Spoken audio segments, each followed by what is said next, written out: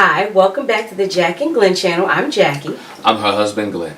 He's my husband, Glenn. Before we get started with this review, make sure you hit the subscribe button and the bell notification so you don't miss any of our reviews. That's right. And today we're doing Ready to Love. Ready to Love has started again. Ready to Love has started again. They're in H-Town, Houston. What's up? And Houston for real this time. Yeah, because they had Houstonians last time, but they were in Atlanta. Yeah, they was in Atlanta, but this time they're in Houston for real. Well, Georgia. Yeah, Georgia last time, Houston this time. Yeah. So, H-Town. So, hey, let's get it cracking. All right. So Let's meet these contestants. The singles. The singles. They still contestants, but they single contestants. Yeah. So we start with Dietrich, I think he said. Yeah, Dietrich. It looks like Dietrich, but Dietrich. Dietrich. All right, and so we got another chef. Remember, we had chefs last season. So Dietrich's a chef. He's 47 years old, and we find out he's a grandfather. Yeah, he a grandpa. He a papa. He don't look like he's 47 years old though. Nah, he definitely don't look like nobody granddaddy. He don't look like nobody granddaddy. Well, I guess granddaddies are getting younger these days.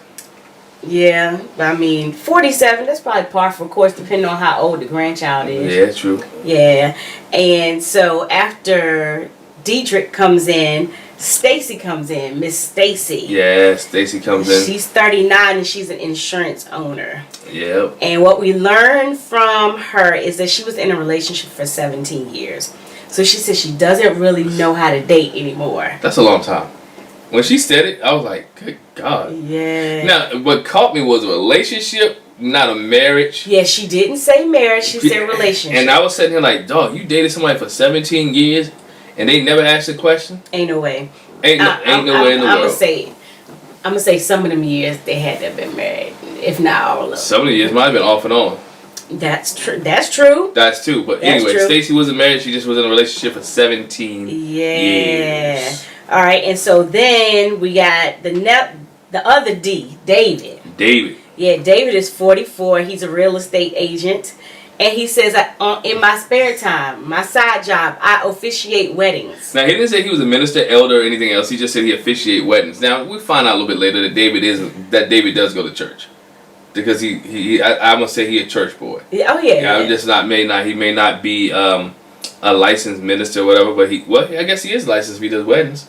So he officiate weddings. Mm-hmm. So David's 44 years old, real estate, and officiate weddings on the side. Yeah. For a side hustle. That's a great side hustle, though. He said he's open to whatever God has for him. He officiate weddings but can't get married and be in a relationship himself. Well, I mean, we don't know what the problem is. We'll find out as that goes along. Next, we're introduced to Vernicia.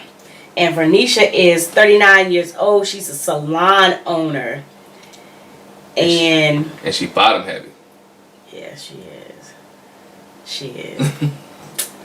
Anyway, she's got a nice shape. All the guys remark about Venetia's shape. They say something about her shape. They all talk about her shape. She said she doesn't really have a type. No. It's just attraction. And she said, and if he smells good, ooh wee. And we find out that Vernicia has kids, which is actually 3 daughters. She has 3 daughters, and one of them is 19. One of them is 19 years old, so she got some old kids. Mm-hmm. She's got older kids. So. All right, so after Venetia, we are introduced to Troy. And Troy is the oldest of the crew. Yeah, Troy. And he seems to be the most experienced, the most flirtatious. Yeah, Troy's 51 years old. He's an old man. Yeah. And I'm sitting here doing calculations, right? I'm like, man, Troy hook up with some of these people on the show. He almost their daddy. Well, yeah. He a couple people daddy. So, hey, I don't know. I don't think Troy can last long. I don't know. He's a regional manager, and he said he's been told he's got a lot of confidence, borderlines on arrogance. He said, but he's not arrogant. Borderline arrogance, probably a little bit of narcissistic. Don't do that. We're not going to start that. But he said he has traveled extensively. He's a traveler, so he's looking for somebody that's going to be traveling with him. All right. So then we're introduced to Chris. Chris, which is short for chrysanthemum. Say that 3 times. Chrysanthemum. I had son went to school with a little girl with the same name. Chrysanthemum. Yes. Yeah, and she said if you cannot say that after 3 tries, you better call her Chris. Just stick to Chris. Just call her Chris. Yeah, don't embarrass yourself. Don't embarrass yourself. Chrysanthemum. And we see my man, I think it was David, he just covered straight out Chris. He just said Chris. He didn't even say chrysanthemum. He just said Chris. Like, okay, I'm not even going to try. She's 39 and she's a flight attendant. Okay? Yeah. We see her later having a conversation with one of the guys. And she says she has lived in the same place all her life. All her life. But she did let us know that she grew up in Italy. She's half Italian. Half Italian. Okay. But I want to know what place she's talking about she's lived in all her life. Probably Houston. Is it Italy? Probably, no. She said she grew up in Italy. But she's a flight attendant, so she says, you know, she don't be home that much anyway. Yeah, that's the bad. I don't know. You looking for love and you a flight and you ain't never home. It's hard. It is hard. That's difficult. I'm sorry. It's difficult. You gotta be at home to create a love triangle. Not love triangle. I know triangle. You gotta be at home to create some love. We don't want no love triangle. We want no love triangle. So you wanna be at home to create some love and some relationships. So yeah. Alright, and then we're introduced to another guy. It's AJ. And he is 38 years old, dark skin, bald head, got the beard going on. And a lot of the ladies, when they see him, they stop in their tracks. Chocolate City. They stopped in their tracks for AJ, the music producer. They were like, hold up, who's this right here? Yeah, they did. But we find out something about him. With his milk later. dud looking head. Don't do that. But he's a music producer. He says he's dated a lot, but he just hasn't been able to find a solid connection. So he's looking for that solid connection. We find out about AJ that he's been producing music for the past 15 years. Yep. He picked up music a little bit late, but once he got into it, you know, he's into it. And we saw him playing the keyboard or piano. Play the piano. Play the piano, write music. And one thing we also learned is AJ doesn't have any kids. He doesn't have any children. No kids. All right. Next, we have Miss Liz. And Miss Liz is 40, and they just listed her as a CEO. We don't know if CEO of what, but she funny though. She's a CEO. She funny. Yeah, just in her side interviews or what you want to call the vignettes, Liz is funny. That's somebody that you know she's gonna give you a good time. She jokes. Oh yeah. She jokes a lot. So. Oh yeah. So we see Liz talking to my man David, the wedding officiant. Yeah. And she says she's been in ministry all her life. She was in that gospel singing group. And so David was like, oh, let me find out. You ready to sing right now on the spot? You gonna sing? And so she did. That's how you know she's a singer. That's how you know she's a singer, because he said you gonna sing on the spot. She didn't hesitate. She's like, okay, cool. She did a little bit. But she sung. She was like, what am I gonna sing? He was like, why don't you sing God Has Smiled on Me? And she was like, you gonna sing with me? And so they did. They sang together a little bit. Everybody stopped and looked. Yeah, I was like, and they started talking about, they got a little connection, their little church connection. They started talking about their gospel groups, Commission, Hezekiah Walker, what else? John P. Key, some other people that they liked and they enjoyed. And, you know, David brought up the choir era, showed his age a little bit. Yeah, he's like, let me find out. Let me find out. So they had a conversation. So they might hook up. We might see the church folk get together. That'd be nice. I hope we don't see them fall up in bed. That wouldn't be a good look. But anyway. Yeah, that's a whole different story. That's a whole different video itself. Man. All right. Church folks be screwing. So then we see Khalil. Khalil comes in. Khalil is 41. And when he walked in, my husband was like, well, okay, let me back up. Before they say his age, when he walked in, my husband was like, look at this old man. He walked in like an old dude. Like he was really old. So I'm like, yo, he's old. Yeah. Why you got this old guy on here? No, he's only 41. He's only 41. And he said he's a teacher of math and science. Smart dude. And he says he's gotten in a relationship sometimes that might have been considered toxic. He had an issue with that. And so what he's looking for is a smart and a supportive woman. He's looking for. Hope he finds that. Yeah, I hope he does. I hope he does. Next we see Tressa. Yeah, so Tressa. Just like we had Ready to Love last season, we had a couple of chefs. Season before that, we had a comedian. So now we got another female comedian. Yeah, we had Shima. We had Ashima. Yep. Yep. And so now we have Tressa.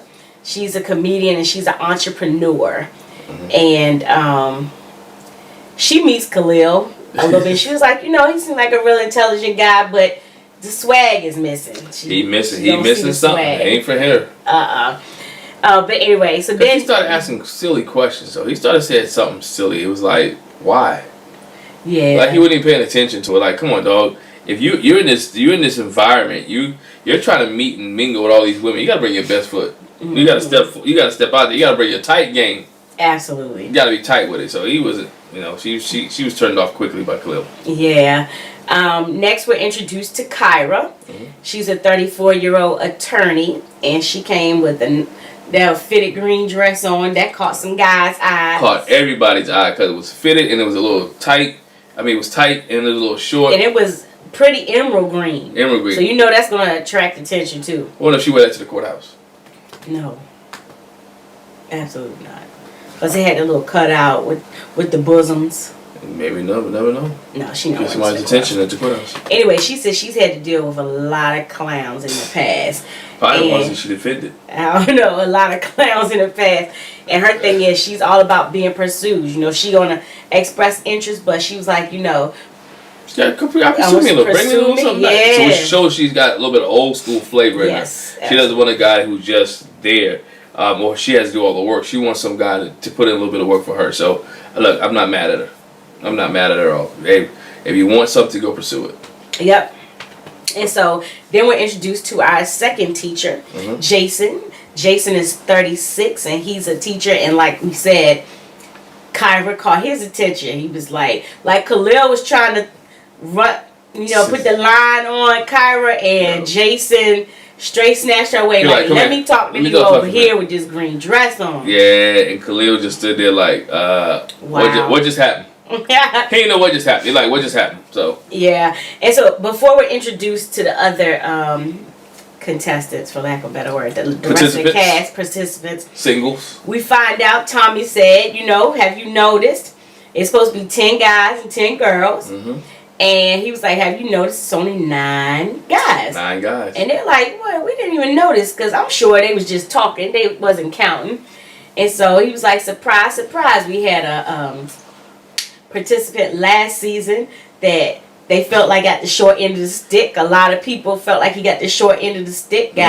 He got eliminated unnecessarily. Mm-hmm. And so they bringing back our man KG Smooth, Chris. KG Smooth Chris. I guarantee Chris won't answer no questions about no mortgage this time. Nah, man. And he won't not about finances. And I guarantee he won't just stick with one person. KG Smooth is going to work the room this time. Yeah, he made a point to say, I'm going to make as many connections as possible. And Tommy said, I'm giving you the second chance. Ain't going to be no third chance, bruh. Ain't going to be no third chance. But one thing I said about it, everybody, I think got pressure because everybody was like, Chris needed another shot. People started voting in. People started writing in. People started doing social media. Like, hashtag give Chris a second chance. Mm-hmm. And it worked. Yeah. I know this ain't the show, but you know what? On Married at First Sight, there's your hashtag give Paige a second chance. But anyway. They might do that for her. Remember they did one season. So. Anyway, so Chris said he's ecstatic to be back, and Stacy was excited to see him. A lot of people was excited to see Chris, man. And he came in smooth with that tangerine suit on. Yes, sir. So, hey, Chris may have a shot. He may find love. Let's see. So Tommy breaks it to him that 2 people going home tonight. 2 people. 2 people going home. 2 people got to go home. Yeah, so you better do a lot of mixing and mingling and getting to know folks. And so that's what they start to do. So that's when we meet Joel. Joel's 42. He's a drilling fluid engineer. Whatever and we find out that he is from NOLA. He's from New Orleans, Louisiana. And you can hear when he talk baby. Yeah, when he say that baby. That baby. Yeah. That baby. You know what I'm saying? That baby. That baby look good, baby. Yeah.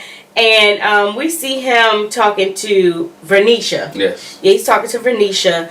How long's he been in the area? He says he's been there 2 years. Mm-hmm. And that's when we find out about Venisha's kid. Yeah. And so we find out that Joel has 2 children as well. 2 children. He's got twins, a boy and a girl twin. And then he lost his wife. And yes, he lost his wife. And so he said, he's come a long way. He had a hard grieving process. Yeah. So getting through that process, it was hard for him to date. Which, of course, it makes sense. You're grieving your wife. Mm-hmm. and you still have to raise these kids. Kids. Yeah. I mean, I'm sure it's been hard. Again, he's a single father. You know, it's hard on the guys. The guy, you got a girl, and a young boy, and a girl. And not that you just end up with one kid, you ended up with two. So your whole life just changed. Now the person that was helping you out and assisting you no longer there. And you got to be able to manage. And then, like I said, we don't know what his job actually entails. But I do, it probably seem like it entails a lot of hours. When you talk about drilling, when you talk about drilling anything, that's a lot of hours. So now you got to find somebody to take care, watch your kids. So Joel's got a lot going on. Yeah, I think the one thing is he did say he's a drilling fluid engineer. So he's probably not doing the drilling. Yeah, drilling, but you know, designing how to and the procedure, and so still got to be on site. Oh yeah, absolutely. Then next we're introduced to Ronald, and Ronald is a 40-year-old regional salesman, and he was one of the ones that sat up front. I'm intimidated. They let Chris back. Yeah, he's coming in like a local celebrity, kind of feeling like he's got an advantage over the other guys. Kinda, maybe a little bit. Because besides the fact that Chris is a radio personality, so people probably know him from that anyway. Then he's getting the celebrity from being on the show before. People loved him. He was likable. Definitely a cool dude. The way that he went home with Naya, so I mean, guys could be intimidated, but I'm like, Ronald, why? It's 10 women here, dog. Chris only could have one. So what you intimidated for? It's not like he can get all 10. In the end, he can have one, but he is not going to focus on one because that was the death to him last time. At the end, he can have one, but I'm saying is he can focus on all of them. You just got to make sure your game is tight. That's right. Don't be scared of competition. Nah. You know, come on, dog. All right, so next we meet Miss Alexis. She's 35 and she's a news producer. Yeah. And we find out that she knows Jason. Yeah, she knows Jason. She knows Jason.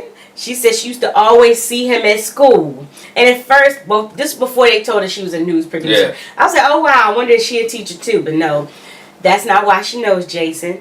She said she would see him and be like, oh, he's so fine.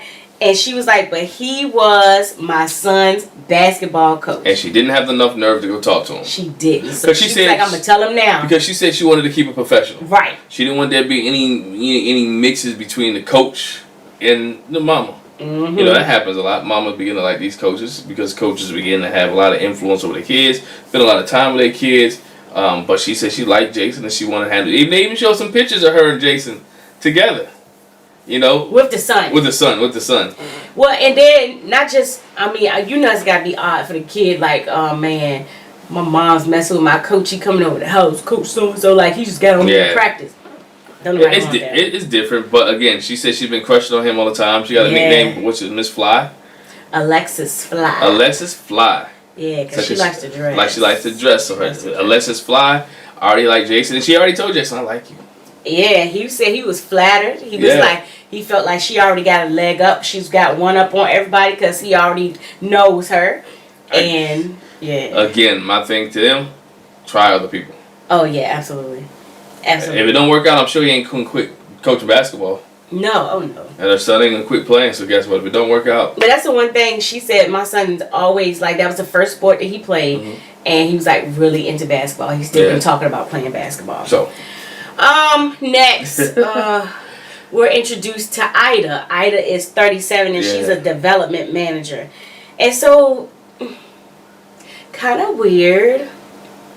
She was like, you know, my name is Ida, but before we go there, when we introduced to Ida trips up the steps and steps on her dress. Oh, absolutely. Yeah, she did. So it's like, we didn't get to really know Ida, but we do know that Ida can't. She was nervous walking up the steps. It almost ripped her dress. So that's one thing we learned from Ida, like, okay, something ain't right here. Not something ain't right. Something ain't right here. No, when she was talking, on when the next part you getting ready to go to, something ain't right. Yeah, she said she grew up being called Vicky.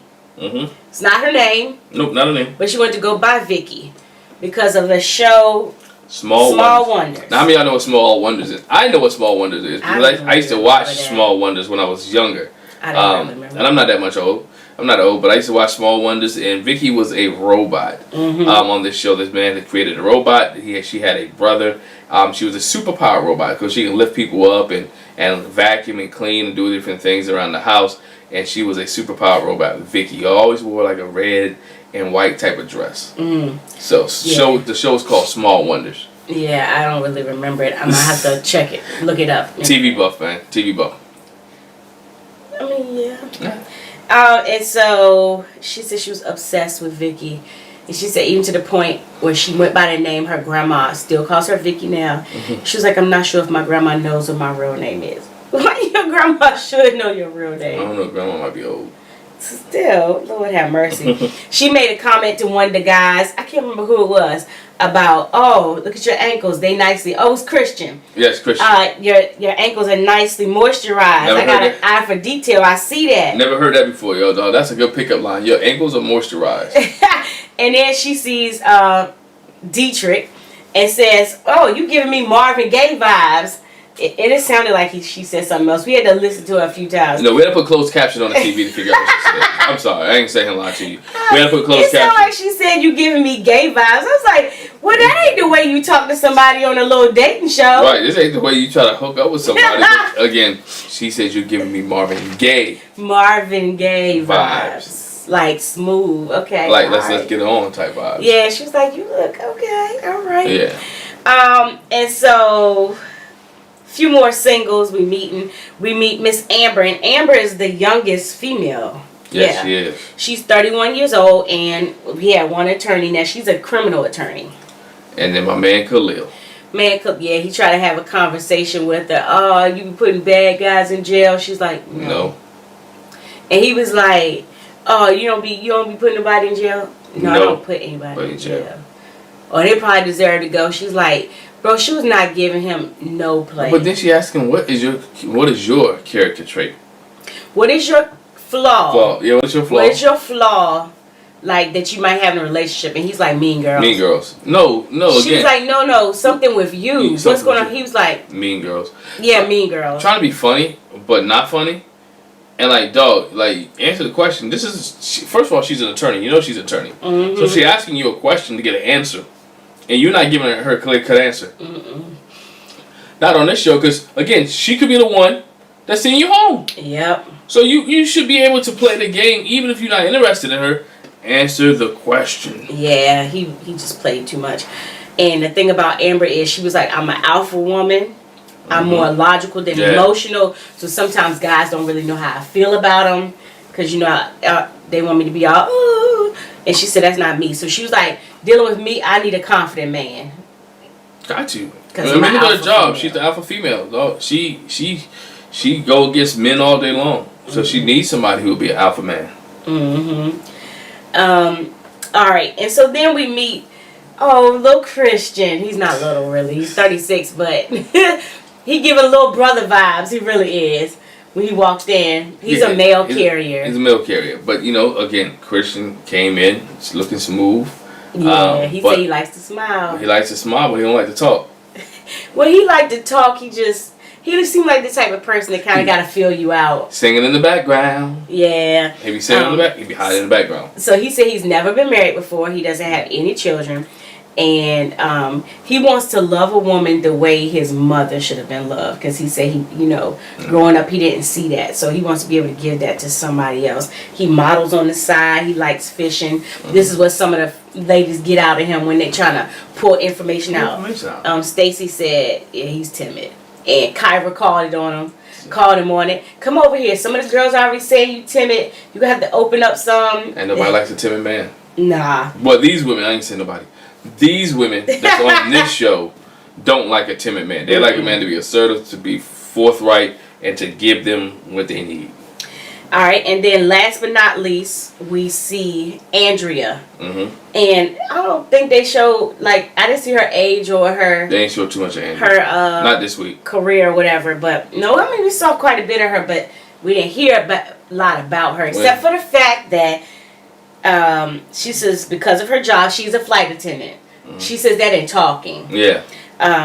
Because of her job and her being gone so much, her mom's been watching her cat, caring for her cat. And her cat figured out how to get out of the dog door. So her mom finally told her she hasn't seen the cat. The same way you feel about us telling about this story, the same way I felt when she was telling this story. And same way AJ felt when he heard the story. Yeah. It wasn't AJ, it was Dietrich. Dietrich felt when he was heard the story, like, dog, you talking about a cat? He was like, it's lost, not dead. You sitting here mourning the cat. You down, you sad. Okay. I almost didn't leave this morning because I'm not feeling the cat conversation. Yeah, we're not anybody feeling the cat conversation. Alright, so Tommy has his first meeting informally. Yeah. He sits and chats with the women and he asks the women, who is it that you're feeling? And everybody is like, they're feeling Joel. Mm-hmm. They're liking Jason. Dietrich. Yes. And Troy. Oh, I didn't say anything about Troy. I missed Troy. No, we talked about Troy. Oh, I did. Yes, I did. Yes. Yeah. Troy's the oldest one on there. Yes, that's right. Troy. Of course, they like Chris, KG Smooth. Yeah. They're feeling David and AJ. Yep. Not Khalil. Everybody's getting like a weird vibe from him. Not Ronald. They're not feeling Ronald. Christian, again, too timid, too mild-mannered. Mm-hmm. And somebody even said Troy, which some of the other ladies was like, what? Troy? What? They don't know he's 51. We find out one thing about AJ. Kyra has dated him before. Yeah. She's been on 2 dates with him. And the second one wasn't a good one. She said he is absolutely her worst dating experience. Yeah. And she says among her friends, he has a nickname, El Cheapo. El Cheapo. And that is why the date was the worst. She said they brought the check. She went to the bathroom. She figured when she came back, he would have handled the bill and everything. Or no, at least looked at it. Yeah. Yeah, it wasn't that he would handle the bill. At least had he picked it up and looked at it. And she noticed that it hadn't been moved or hadn't been picked up at all. Which doesn't really go with what he said. Because, anyway, her friends know him as El Cheapo. So she has a chance to talk to AJ. He said what it was embarrassing. He wanted to pay for it. Kyra had a tab. He wanted to take care of it before she came out of the bathroom. But his card got declined. His card got declined. And he was like, I guess I'm going to leave it for her to take the bill. But he never said anything. He never communicated. But he said he was embarrassed, which I understand. When you go out on a date, you carry card and cash. Just in case. First of all, you got to make sure you got enough money on your account. Yeah. Before you go out on a date with somebody. Make sure you got, And then also you have cash on you. And make sure that you're able to cover the bill. As a gentleman, you got to be prepared at all times. Or at least your part. Well, not even your part. You want to cover the whole... I'm not into that, your part. If you're going on a date... I'm going on a date. I agree. No, listen to what I'm saying. I agree with what you're saying. But what I'm saying is, what if he didn't have enough cash to cover everybody? You know what I'm saying? You should at least have enough cash to cover somebody. Let me say it like that. Oh, yeah, I give you that. But if not... everybody. If not everybody, pay for hers. You gonna have to go back there and wash the dishes for you, but... gotta make sure you take care of that. Then she might be able to swing out like, look, my car got declined, I don't know what's going on. Maybe he did know what's going on, I don't know. But you can't go out on a date with a declined card. Which, so, back to the story. She said it looked like he hadn't touched the check, but he said he did his card. Maybe he didn't touch the check, he just gave the waitress his card. Maybe. I don't know. It sounds But again, funny to you me. communicate with that young lady and tell her, you know what, my card declined, I got some issues, I need to call my bank. It could be something. He may have the money. I'm not saying he didn't have the money, but he may have the money. It may be he spent a lot of money that day and the bank shut his card down. Maybe. That happened. I'm not a spender, and so when I use my card too much one day, they were like, "Hold on for a minute. This can't be right because my spending habits have changed." So. Oh, and is that when we were out of state? Yeah, that's when we was out of state. Man, I was like, bruh, we can't get no food at McDonald's for breakfast on the way home. What? For real. But they just did his card, not mine. We took care of that. Yeah, it was crazy. It's crazy. I'm like, dang. Anyway, so it's time for their first decision. Mm-hmm. Who's gonna go home? Somebody got to go home. And the person is Khalil. Dang, they sent my man home. They should have gave him a chance. No, sir. They should have gave him a chance. No, when you weird. Well, he wasn't weird. The women thought he was weird. The contestants, the individuals, the people that he was talking to, he gave them creepy vibes. He was weird. He didn't connect with anybody. Yeah, it was just he just seemed like he didn't know how to talk. He didn't know. He wasn't dealing with kids. It didn't deal with math or science. Didn't do math or science. So Khalil had to go home. And before the party's over, somebody else is leaving. Before the party's over, somebody else has to go. Keep the party going. All right. One thing I do want to point out, when Tommy went around asking the ladies who you feeling, whatever, a lot of them weren't feeling Christian, and Andrea said, "I'm not feeling Christian. I don't have no desire to go talk to him." Next scene, who do we see talking to Andrea? She wanted to tell somebody about his cats. Christian. She wanted to tell somebody about her cats. Christian. She needed to tell somebody else about the cats that are lost.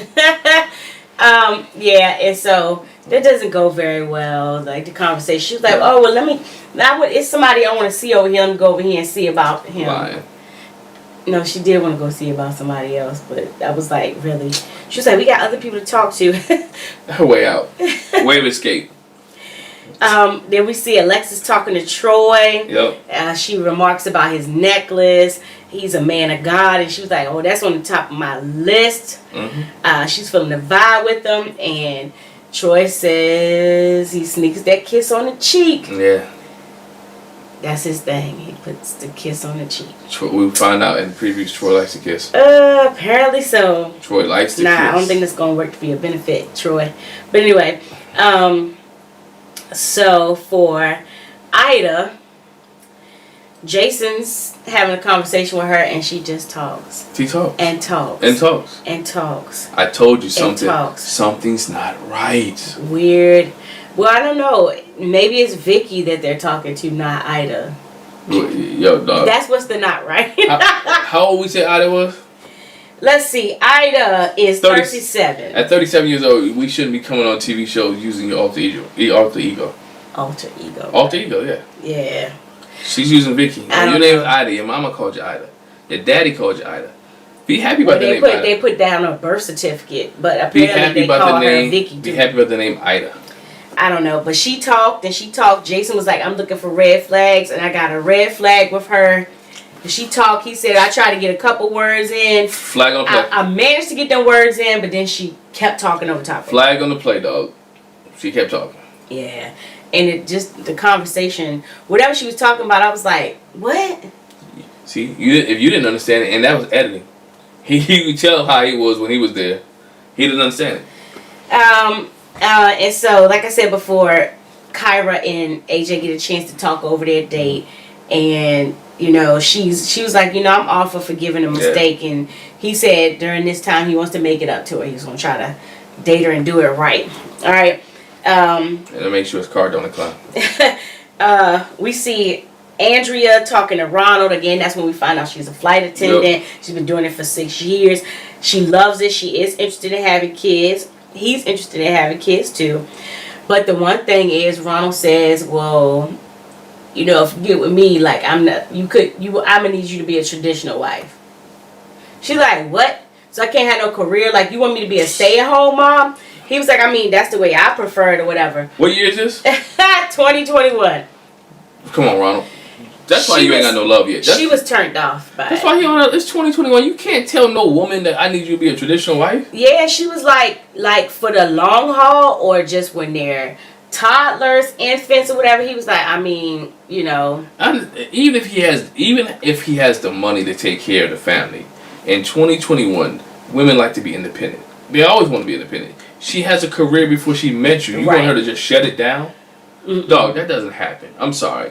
I understand people who not having work when they have babies, and then eventually go back to the workforce, so they want to spend that much time with their babies. I totally understand that. But for you to say, you know what, I want you to shut it down and not be who you are, nah, you can't do that. And we just meeting. It's not even like we married. That's the thing. The thing is, we're just meeting. You introducing this now, bruh. Like, yeah, she was like, I'm turned off. She turned off now. You're introducing this stuff right now. Not even, y'all ain't been in a relationship or the first date, and you're introducing the. So I think when you at these mixers and at these things, there's certain things you need to talk about. That's not one of them. Then we see Christian and Kyra talking. It looks like she's trying to give him a chance to have a conversation. Not really. He goes to get her a drink, and she up and disappears. She dips on him. She did. She said she was feeling like homie vibes. That's why she wanted to look out for him and say the ladies are saying you're timid. You know, I want to give him a heads up. What was that? It's Ghost, but Brandon came out with not Brandon. What's my man last season came up with a new word? He's zombie. Yeah, he's zombie. He wouldn't ghost. He's zombie there. Yeah, she walked away. He had to go find her.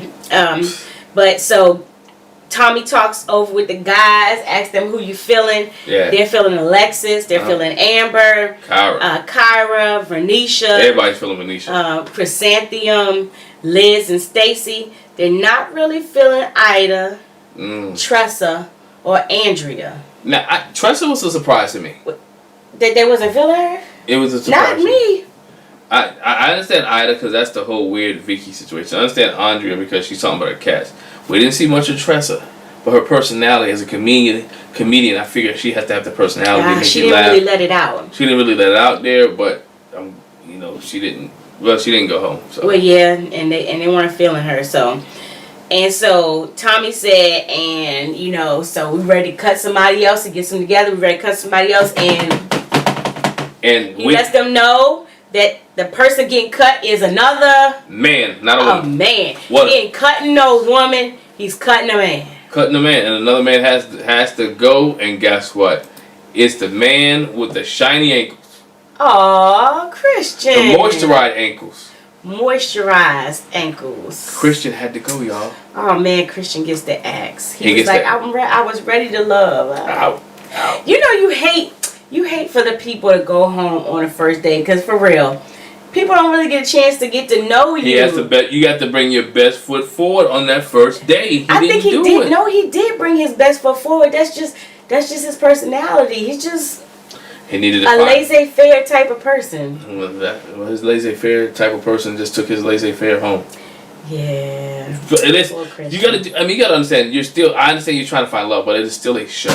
Yeah. And the consequences of the show is that if you don't do what you need to do, you're going home. Mm-hmm. So guess what? You need to bring your best foot forward. You need to be assertive. You need to be who you are, and be yourself, relax, and get to mingle and talk to all these women. Mm-hmm. So from the preview, it looks like this season is going to be interesting. Very interesting. They're not on a resort like they were last time. They're going to be back in real life.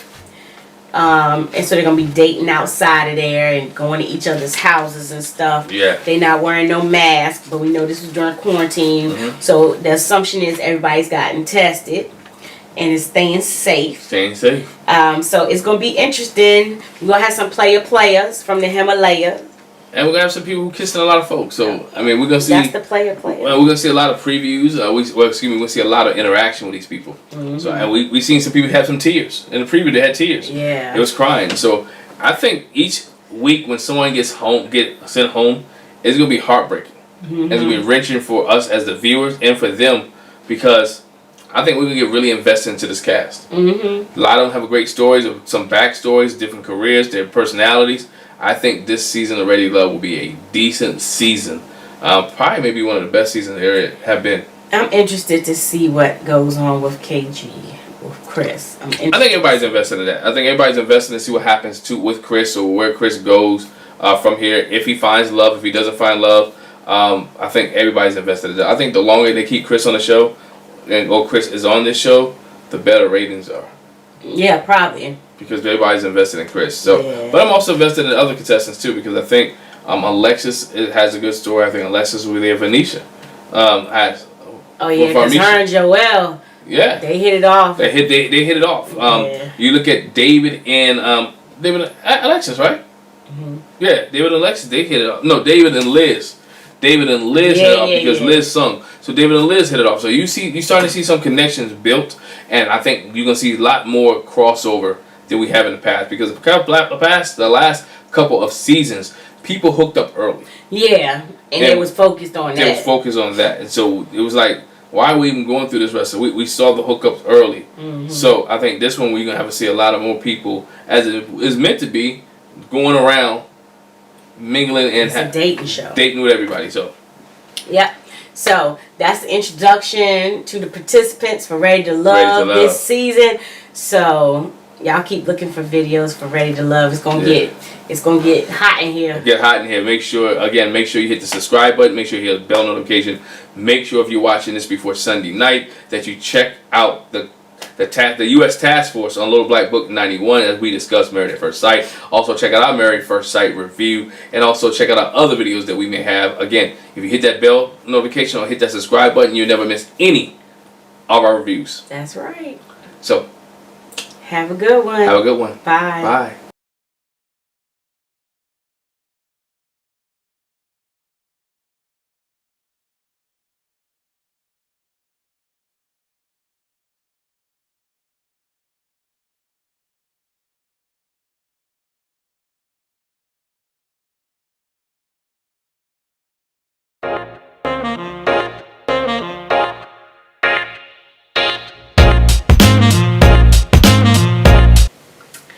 Hi, welcome back to the Jac and Glen channel. I'm Jackie.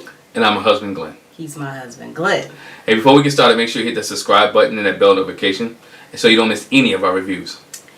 And make sure you check the link in the description for a free 30-day trial with Audible and the Rakuten link for a $10 credit.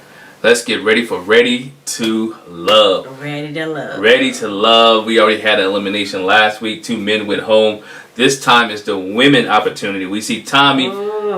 Tommy invited the women to brunch. Everybody was at brunch. Yes. Everybody was at brunch, but Tommy had a big announcement when he came in at brunch. He said, it's been 10 men. We have 10 men, and we have 8 men and 10 women. So that means 2 women has got to go home. And he said, I've been throwing curveballs. I'm throwing another curveball. By the end of this brunch, somebody has got to go. Yeah. Somebody ain't going to make it. At the end of brunch, somebody can get a meal and go home. Mm-hmm. Get a meal and go home. Mm-hmm. Let's get this thing started. A lot to talk about today on Ready to Love because, it's interesting. Well, yeah, I think the beginning is a telltale sign of what's going to happen with one person in particular. Yeah. And that's that daggone Troy. Troy said Chrysanthemum came in with the little jogging suit on. She looking right. He's like, I can sop her up like a biscuit. Troy can sop everybody up. Troy ain't there for love. Troy is there for booty call. Troy is a player from the Himalayas. Troy's talking to everybody. Everybody. And Troy don't miss nothing though. One thing I like about Troy, Troy don't miss. If it's looking good, if it's shaking, if it's jiggling, Troy's going to figure it out. You said you like that about him? Really? I ain't say I like that about him. I'm just saying Troy is very observant. Troy is a big old flirt. Very observant. He's a very player. He's observant. Player from the Himalayas. He's observant. Okay. We see Ida talking about she's looking forward to talking to Ron. No, wasn't nobody talking about Ron before, so I thought it was interesting that she said that. Ain't nobody talk about Ron in the last 2 episodes. Oh, well, nobody talking about her neither. We haven't seen much of Ron. Nah. Not much of Ron at all. And, maybe in the later episodes we'll see more of Ron, but Ron was on the chopping block last week. Ron almost went home. So Ron might be playing low key, but we don't see him make any relationships or nobody's talking to Ron. Alright, so in this brunch, everybody got to mix it up. Gotta mix it up. They got to mix it up and start filling everybody else out, and a woman's got to really step up. And so we see Tressa. We get to see a little bit more Tressa. Yeah. Having a chit chat with the people. She says she's telling them she's been doing stand up for 6 years, and she's not the type of comedian that's jokey all the time. Right. And so she said a lot of times she doesn't even mention that she's a comedian. Because then sometimes people trying to get you to be jokey, or they're expecting you to be jokey. And then she also says she don't want to fall into the homegirl, the homie space. Yeah, and that's the problem. She don't want to fall into the homie space, because when you fall into the homie space with the boys, you got to go home. We saw that in the last season of Ready to Love. Can't remember who. Alicia. Danny. Danny was there. Danny was the first one to go home. She fell into the homegirl, homeboy type vibe, and they sent her home. And Tressa's like, she's like, I'm trying to find love. I want to find love. I want to find somebody who likes me for my personality and not for my comedian skills or ability. So, I can get with it. I can definitely get with it, because again, she wants to be here. People are here for love. I think right now you see these people they grown folk. But you're starting to see early, when you're starting to get impressions earlier, who's actually there for love and who's not. Yeah. Which leads me to the next person. Again, here comes Troy. So we see Troy and Alexis chit-chatting, and he's doing his schmoozing, the Troy thing. We only 2-3 episodes in, he already schmoozing and stuff. Yeah. And so Alexis like, I question how it really is. Am I really, up at the top? I feel like you got a lot of people at the top.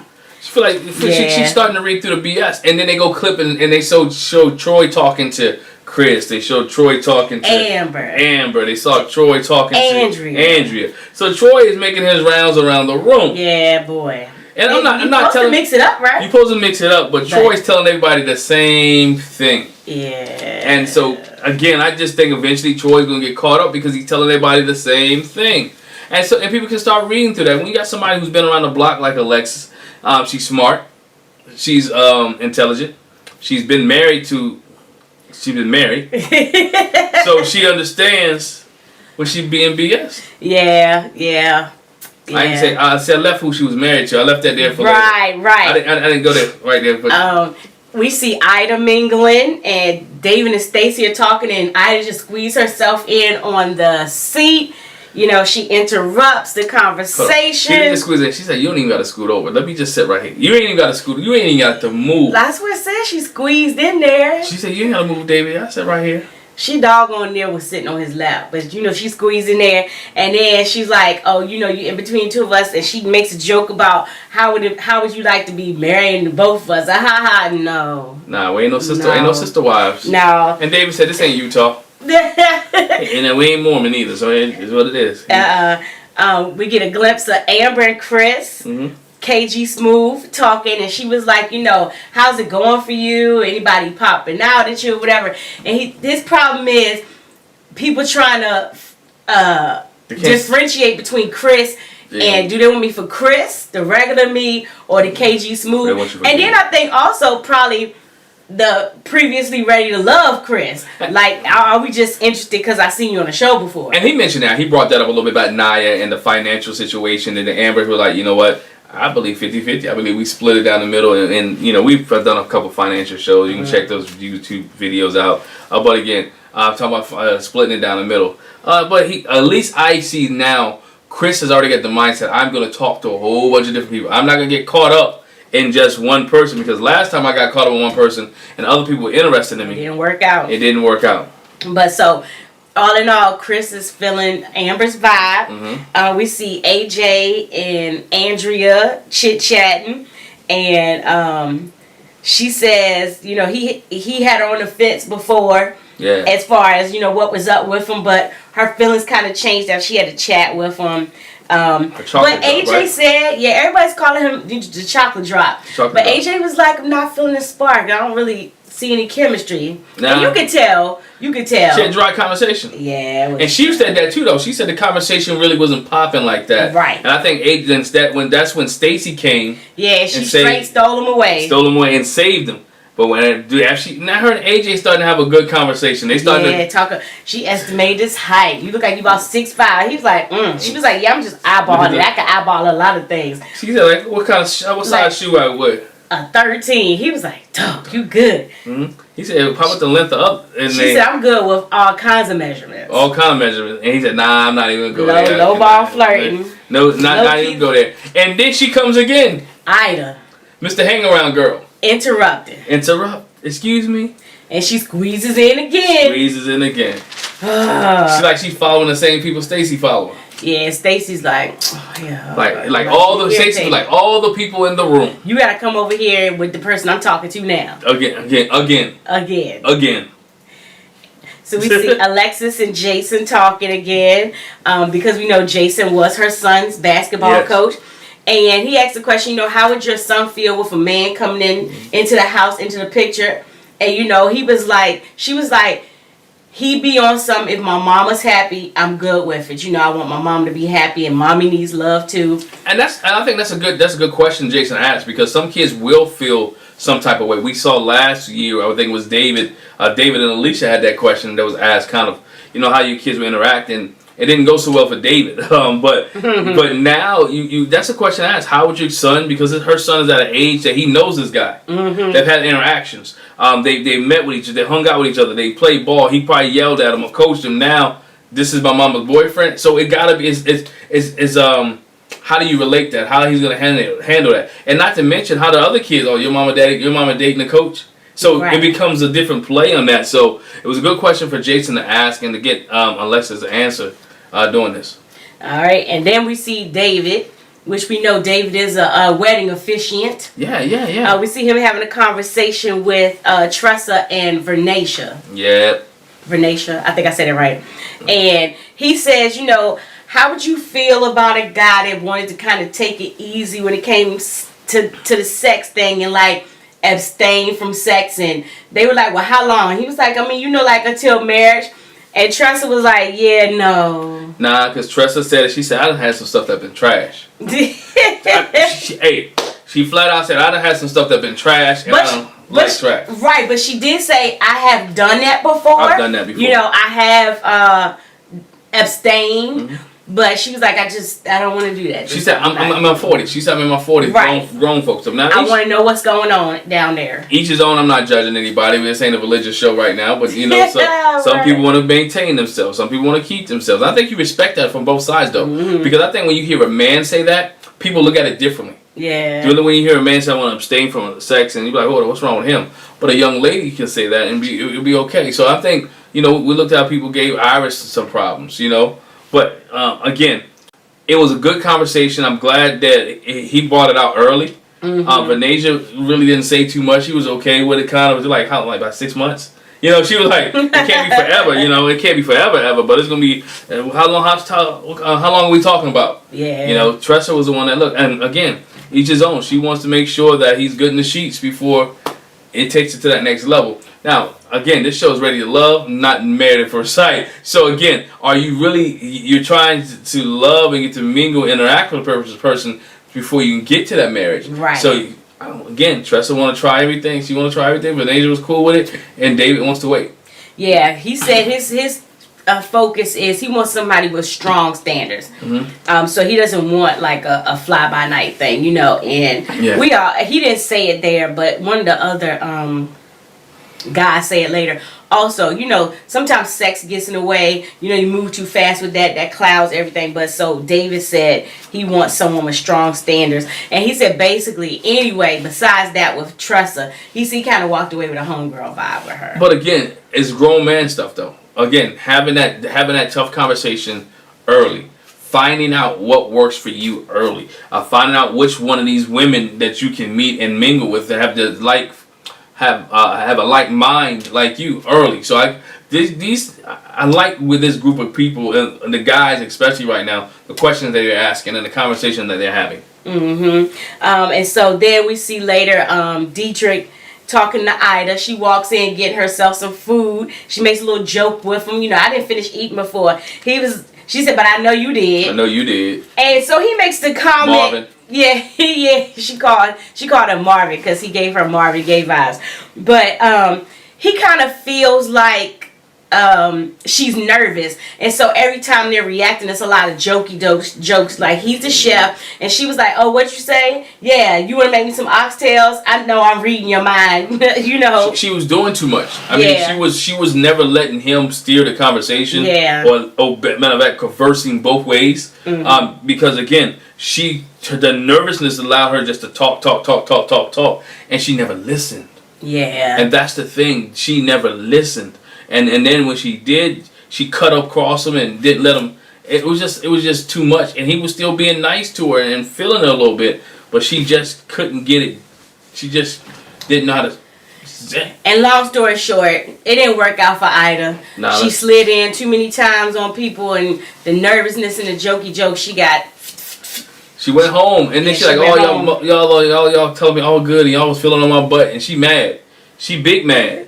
She mad because she went home first. She mad because she didn't go, not first, but she first lady. Like, y'all hugging me like, oh, we sad to see you go, or you cool and everything. And she was like, but y'all eliminate me. Y'all eliminate me. Hey, come on, somebody had to go. Somebody. Well, she said it didn't have to be her. Somebody had to go, and she was at the bottom. Yeah, you can't help it when you at the bottom. She at the bottom of the list. She didn't make any connections. We felt like it was gonna be her anyway. Yeah, I felt like it was gonna be her. I said it was gonna be her. Let's be honest. I said it was going to be her when she walked on the campus. Yeah, and she tripped on her dress. I was like, yo, she's the first one to go home. I was like, yo, she's the first one to go home. It was just something about her. I was like, you know what? Well, and the fact that she doesn't go by her real name, she goes by Vicky. That's what it was. when she went by Vicky from Small Wonder, when she told the Vicky from Small Wonder story, I was like, yo, she going home. There's something ain't right there. I can't say that. Anyway, don't even say that. After the elimination, Dietrich makes a comment. He was like, man, this is stressful. One of the other guys was like, but I was about to say that. This is like, whew, that's rough. Because, again, you don't want to hurt anybody's feelings. Right. But, I mean, you know somebody has to go home. It's going to happen. It's unavoidable. Somebody's feelings going to get hurt. Question is, are you gonna be like Ida and all about it, or like Naya? I got a boyfriend waiting on me anyway. Even though she said she was joking. Yeah, I don't care what anybody says. She has the best dismissal from a show ever. That was terrible. Anyway, best dismissal from Tommy tells everybody we about to go old school. So what I want you to do is start asking people out for dates during this week. Mm-hmm. Go on some dates, get to know some folks, and fill it out or whatever. And we see the guys doing it. I like this because you know what? Unlike last season when it was all at a resort, I understand we had COVID-19 and they was in protocol, but now the dates can be in different places. You can see them hang out. You can see more of the group dates. You can see some things. And fellas, you can pick up some ideas like the candle making thing. That's a good one right there. But you just pick up some different things so you see them maneuvering. I like this way a little bit better than I did the resort right now. Mm-hmm. So first we see AJ and Alexis going out and he jokes with her.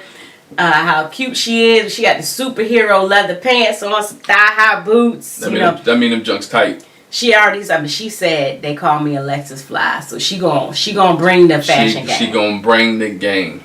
And they go to make candles, and she was like, everybody knows I love a tall chocolate brother. I'm feeling this tall chocolate brother, and they both acknowledge, there's some sensual chemistry there. Yeah. And she's quite flirty. Caresses his cheek or whatever, and he was like, now how would it be if I caress your cheek? Now what would happen after that? She was like, she was rubbing on that bed. She rubbing on the bed. Yeah, she was like, well, touch is my love language, so anything can happen. She's very flirty. He was like, she out-flirted him. She's very aggressive, he said. The word he used was aggressive. And he said she out-flirted me. Yeah, she out-flirted me. And he was like, I don't know about that. He don't, because again, they're older, is ready to love, and we don't want to get focused on the sex. So he was like, I'm concerned about them moving too fast, all the innuendos she made, sexual innuendos. He was like, I don't know about that. And he was like, and then the trip part. Then she said, he said, you've been married before, right? She said, yeah, I was married. My husband was pastor. First lady.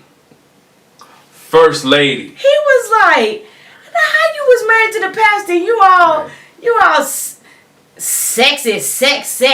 First lady need love too. She said it. She said, first lady, I like sex. She said sex is very important to me. Again, translation, I like sex. No, sex is very important to me. It was a big deal in my life. And so her thing was also, we're adults, we're grown. Why shy away from the conversation? If we're going to talk about it, let's talk about it. Again, first lady. Go ahead, first lady. Work it out. First lady caressing the bed again. AJ said he's attractive, but he's looking for a genuine connection, and he just don't want the little sexual stuff to get in the way. So yeah, he wants it to be real, and I think that's the key there. He wants it to be real. Some of these guys are up in their 40s and even 50s, and they want flirty Troy, and they want to make sure that it's legit. They've done the sex thing and all that. They want to make sure this connection is a genuine connection, and I'm not mad at them for being a grown man. Yeah, no. All right, next we see Jason and Kyra going out. Mm-hmm. And remember from the beginning, he was feeling her in that green dress. So we already know when she show up, he going to be like, ooh, ooh, ooh. And he was like, man, you look beautiful. He's like really feeling her. And she was like, oh, I put this on for you. So she was feeling them too, so. Yeah. So they're just, getting to know each other. What kind of things do you like? She likes dancing and travel. She's competitive. And he was like, well, shoot, I played basketball. Your boy's an athlete. Yeah, I was swimming. I but dived. He was on the dive team. I was the only brother on the dive team. Yeah, he went to diving school. Interesting. And you which was good. He opened up to her. Uh-huh. And I think that he made him feel comfortable. And she was like, she's competitive. And as they started having conversations, a major topic come out about depression. And and that topic came up, and she was like, I've had tragedy in my life or my family with depression. I hope this is not a big red flag. But he eased her mind a little bit because, again, a brother who's not afraid or ashamed to say he went to counseling. Let me go back a little bit because how the conversation started. She said, you know, in your life, have there been any regrets? Yeah. Do you have any regrets? You know, things you should have done or wanted to do? And he was like, well, I've done most things. I've tried most things. He said most things I've started or done. And we got to the conversation where he says, you know, some things I started, I didn't finish. I didn't follow through. Well, why was that? Well, depression might have gotten in the way. Mm-hmm. And that's when they had that conversation. But he did. He said he went to a counselor. He said something about them counselors. He said, man, they dig into you. They had you crying. You know, all that. That's what he did. He was like, yeah, you cried. Jesus. That's what he said. That's what he said. I heard it. But he said it worked for him. You know, it really helped him get through some things. He was grateful for it. So she was happy to hear that because, like you said, she said she's had tragedy in her family related to depression. So, I mean, depression is real, though. I mean, it's real, and I think when people are depressed, they need to handle it. And sometimes you got to handle it with professionals. Mm-hmm. They can help you out, you know. So it's a real thing, especially during the last year that people have been through, being cooped up in their homes and seeing people die and hear it on the news. And depression is real. So whatever that situation is, if you're depressed, go get some help. Get some help. Yeah, absolutely. So then next we see a group date. We see Joelle has asked Troy and David, and then there's Liz, Vernacia, Andrea, and Amber. No, all going out. Oh, and David's there. Did I say David? Yeah, you said that. You got to make it. Andrea and Amber are with Troy. They're there because they like Troy. Yeah. And both of them trying to build a relationship with Troy. Well, yeah, because Troy's sitting there. He's sitting there already with Andrea. Yeah. And Amber comes in and she said, I'm going to slide on the other side of you. And he was like, it's like a sandwich. Right. I don't mind being in the sandwich between the two of y'all. Flirty. I like sandwiches. He's so flirty. He's so flirtatious. I don't like it. It's kind of almost creepy. I don't like it. I'm going to tell you why it's creepy. It's so player. No, I'm going to tell you why it's creepy because we're going to get there in a minute. Well, I'm going to go ahead and go there while we're with Troy. Because Troy's kissing him on the cheeks, but not only is he kissing on the cheek, he touching bras. He's playing with legs. And it's like, Tommy kind of talk about it when they get the men's letter. Like, you only been here like a couple of days. Don't you think that's a bit much? You're a bit much to kiss about 5-6 people, and now you're doing a little too much touchy-feely. And I mean, Andrea was kind of feeling it a little bit. I don't know if that was like, Yeah, I don't know if Andrea's type of feeling it was like, I'm going to just do it ha-ha, he-he. Or was it like, get off me, like, laughing, giggling. I couldn't feel which way she was going with that, but I know she said they play a lot. So Troy plays a little too much, but he's also touchy-feely. There was scenes where you saw... And he's like the oldest person there. Yeah, you saw Troy touching on legs. You saw Troy... So he's touchy-feely. So I guess his love language is touch, too. But Troy's a little creepy for me. Yeah, we see David flirting with Vernacia. Mm-hmm. You know, getting their little talk on. Liz and Joelle talking. You know, she's like, he's very real. Honest, good guy, handsome. You know, she's like kind of feeling him. Mm-hmm. Yeah, and Vernacia looked a little like, you know, but she was talking to somebody. But she said she liked the fact that Joelle's up front and told her, you know, I am feeling Liz a little bit. Yeah. But then he also came and checked on her to see how she was doing. And she was like, you know, I liked that. Yeah, he was good. I mean, which again, there's a way to mingle in this game, in this competition game, whatever you want to call it on this show, without being rude. You know, you can't do my man, what was his name, Brian last year, who creeped down the hall and was lying about what he was dealing with. But you up in front. Joel seemed like he's the dude that was honest and up in front. We'll get to a little bit more about Joel being honest up in front later. But he was like, yo, Liz, I like Vernacia. And she was cool with it, you know what I'm saying? Mm-hmm. Not necessarily got to be, ha, ha, ha. But again, realizing that there is competition. Well, yeah. And you're trying to whittle it down to who you're feeling. Back to Troy and his flirting. He and Amber and Andrea talking about, okay, have you had any overseas destinations? And he said, yeah, I have, but I want to go to Brazil and Spain and Italy, a lot of romantic places.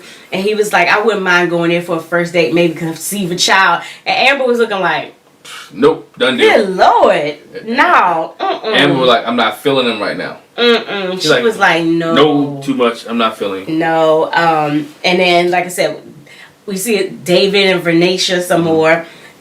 He talks to her about her vision board. What's on your vision board? She's like, I got a ring on my vision board. No lie. Like, what? This is what I'm trying to do. Baby. This is what I'm trying to do. So, you know what time it is. I'm ready to love. I'm trying to get married. Duh. And then I think with the last episode, she was like, I got kids, but hey, I can do another one. I'm not even mad at her. You know, I think you get to a point in time where you want to be married. You're tired of fooling around. You're tired of playing the games, and you want to be married. You want to be committed to somebody. You want somebody to be committed to you. You want to come home. You want people to love you the right way. And I'm not mad at her for having a vision board and having a ring on it. Next, we see another group date. Dietrich goes out with Alexis. We see Chris and Kyra. We see AJ and Stacy. And then we see Tressa and Jason. And they go to a cooking class. They're making mac and cheese and okra. Yeah, mac and cheese, okra. Yeah. And I can deal with mac and cheese. Okra so much. Yeah. Dietrich says Alexis is a baddie. He says she's a baddie. A couple guys are feeling her. But they're cooking together. And remember, Dietrich is a chef. So she's like, we kind of competitive with it. She said, I'm going to win because I'm with the chef. Yeah. And we get ready to do this. She is very competitive. Yeah, and she kept rubbing it in their face, though. It's not my fault. I got, somebody over here that's going to do it right. And AJ was looking at her like, it's good. But then again, he was still like too much aggression. Too much sexual aggression. Yeah, too much aggression. She's coming off strong. Too strong. Real strong. And so, like I said, they fix their macaroni and cheese and that okra. And so we see Tressa offering Dietrich some okra. It's like, here, Pawpaw. She called him Pawpaw. I don't know where the name came from. I don't know if it's the beard. I don't know what it is. But she was like, here you go, Pawpaw. Taste this. And he was like, He said, I like the food. I like to deliver it, too. I like to deliver it, too. And interesting, she said, she talked to Dietrich before. Yeah. And was like, what's your type? And he was like, well, girls like you used to be my type. But he said, but I kind of had to get away from that. So I have a different type now. But they little conversation, I was like, ooh, I see the little sparks. I'm liking it. He said, at the end of that, he's like, y'all like to take you out. And she like, me? Really? Yeah. She was surprised. Yeah. Now, mind you. Because they're talking about spices. Because she's talking about using spices. And how she uses smoked paprika a lot. Mm-hmm. And he was like, have you been to some of the spice stores around here? We should do a date at the spice store. She was like, you want to take me on a date? What? And that's because she was surprised because of the conversation that they had beforehand. And when David was like, Dietrich was like, hold on. I like a little woman. A woman with a little meat on the bone. He ain't say that, but he convinced later on. He insinuate that he likes like a big girl. Yeah. He ain't nothing wrong with liking a big girl. He like a big girl. Yeah, but he said, even though he said usually you would be my type, but I'm trying to have a different type now. He did acknowledge, when them sitting there talking or whatever. He was like, a little vibe, little connection going on. Because she had a big personality. And her personality is, again, she's fun. I wouldn't say she has a big personality. Her personality, she's personable. She's personable. Like that. She's intelligent. Mm-hmm. And she has confidence. Yeah. Again, a man likes a woman with confidence. And she seems nice and sweet. And when I say confidence is different from arrogance. Right. She has confidence. She comes, she's sure about, she understands who she is. Yeah. She know who she is. And she's going to be who she is. She's going to be funny. She's going to be loving. She's going to show that personality. And that's what I think he's beginning to like. Because he mentioned later on about personality. Yeah, he said, she was saying that he said she got the best personality of all the women. And she said that could be a pro or a con. Mm-hmm. Because you never hear a guy say, I love her personality. You be like, so she's like, it could be in a bad sense that all you do is get caught up in my personality, and again, I fall in the homegirl vibe, and you be so cool with me that there's no romantic interest. But no, Dietrich is feeling her. But again, the personality thing, because again, at the end of the day, men want somebody they can talk to. Yeah. They want somebody they can laugh and have fun with, not on their homie type level. I mean, that's cool, but they want somebody they can confide in, to trust, to be able to, even if shed a tear if they need be. So that's where, that's what he's looking at with Tressa. Yeah, and Tressa said, honestly, after the conversation they had, she said, my top and my bottom have switched. She's curious how it's going to work with Dietrich, and he says, I'm not his type. But again, it used to be his type, so maybe he just was like, I want to try something different because I just always have this type. Let me try something different. It's not that she's not his type. Right. Just, he wanted to do something different. He wanted to explore. He wanted to try something different. And nothing wrong with that. And so he's gravitating back to his type. But anyway, we see Chris and Stacy having a chit chat. He was like, she's cool. She likes to cook. And then as they're getting in a conversation, she left and went go talk to Dietrich. Yeah, he was like, wow. She left him. Yeah. She took her plate and left him. I don't know if the conversation didn't go well or whatever the case may be. Pawpaw just caught her eye. I guess Pawpaw was bald head Marvin Carter. Let me stop calling people because they think he... Not Marvin Carter. Marvin Gaye caught her. Oh, caught her. Marvin Gaye caught her. For the third time. Marvin Carter. For the third time, Marvin Gaye, the name that Ida gave him, caught her eye, and therefore, because Marvin Gaye caught her eye, aka Dietrich, Pawpaw left Chris and went over there to Pawpaw, aka Marvin Gaye, real name Dietrich. Anyway. Got it? Follow those in the back. Don't do that. Don't do that. Don't do that. Anyway, we see AJ and Kyra talking, and she says, she gonna give El Cheapo another chance.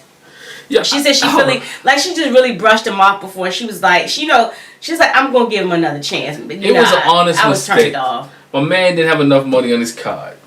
It was an honest mistake. Now, granted, he should have checked his card before he left. Should have knew that before he went out. Again, honest mistake.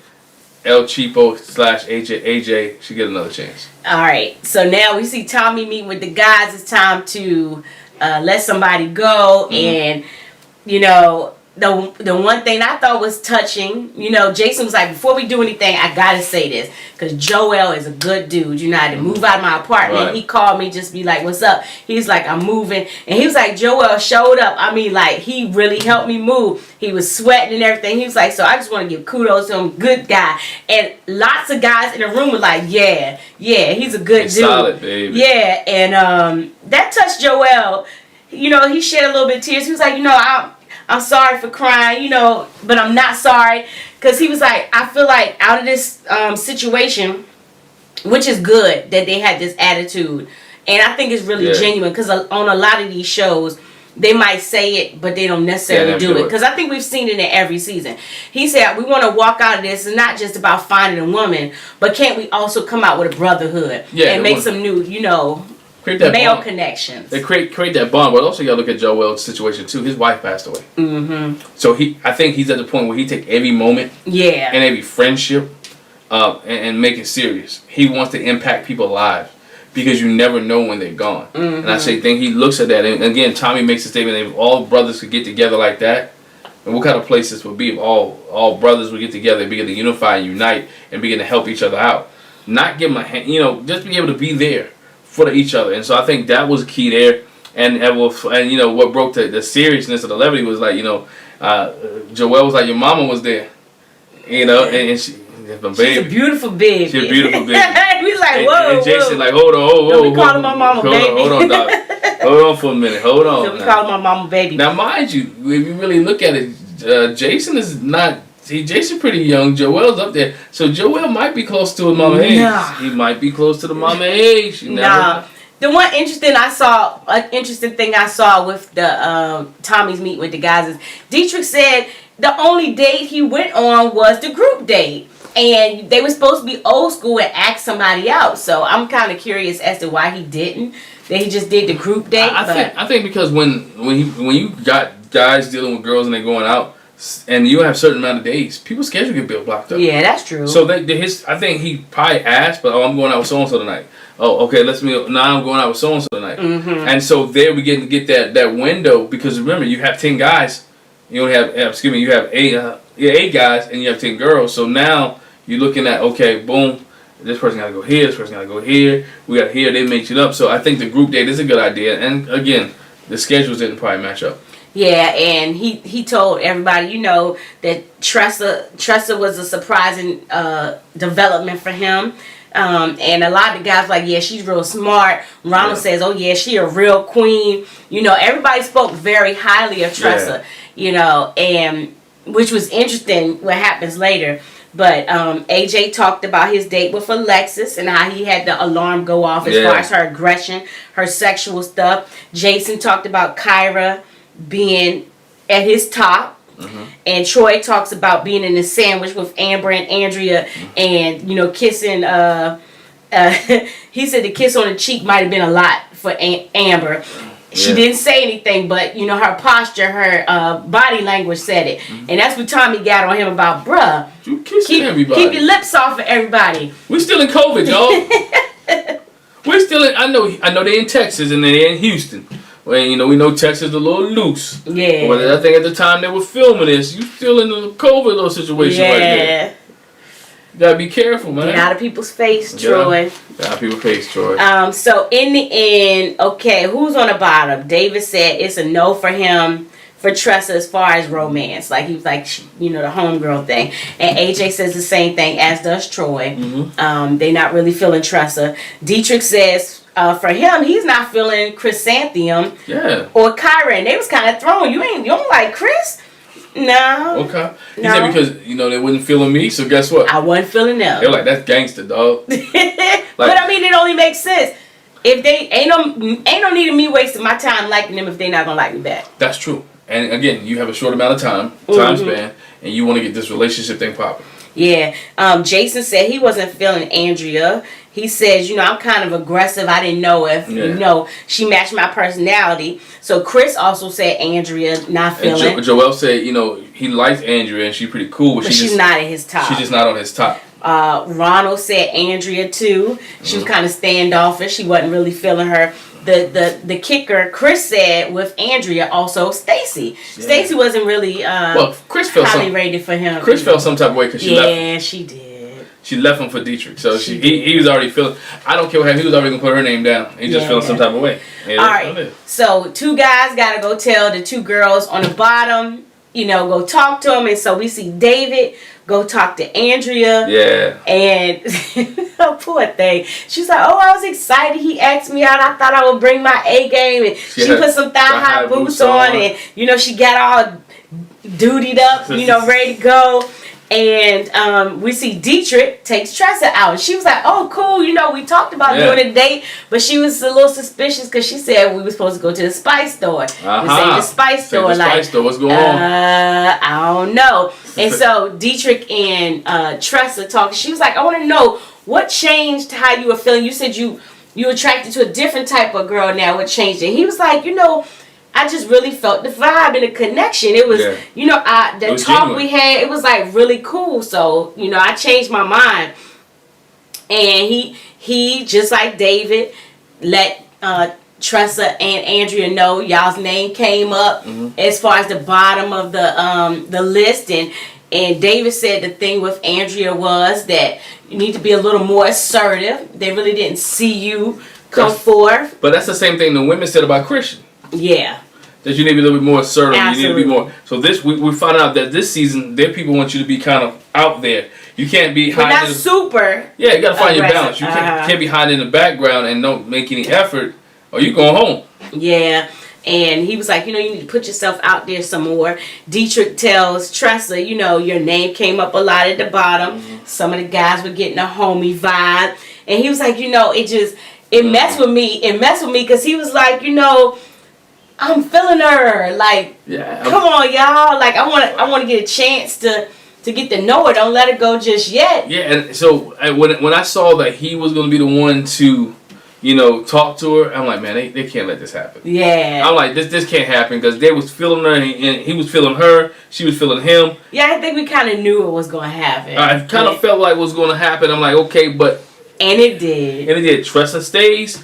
Andrea goes home. Yeah, because Dietrich was like, some of the guys weren't filling it out. I put my bid in, and he was like, I won. I won. I fought for you. I fought for you. I stood up on a table. I shouted from the mountaintop. And she was keep like, her here. She was like, oh, don't do me like that. I need another drink. I was like, oh, gosh.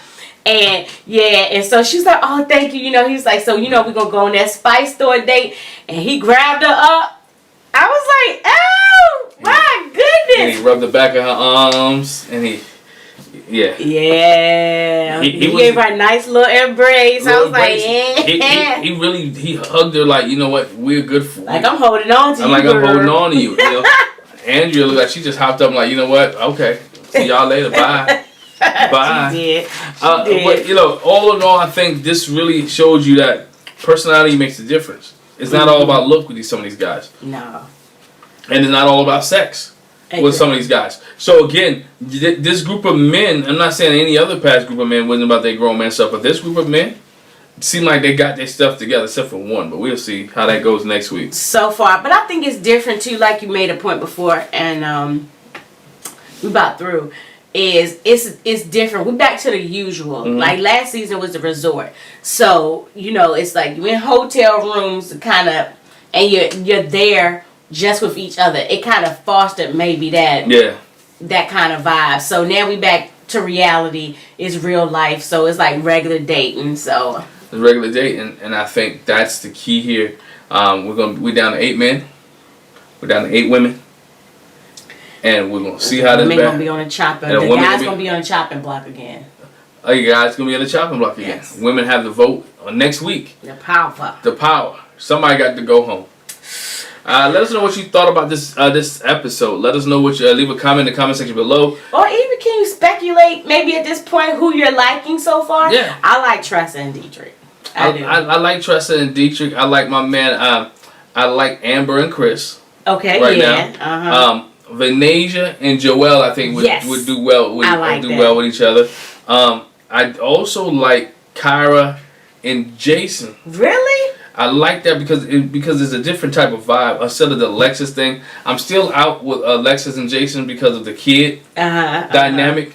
And we didn't see not a whole lot of Chris. Yeah. And we saw a little bit of Liz, but we didn't see a lot of Chris. And we ain't see no Ronald whatsoever.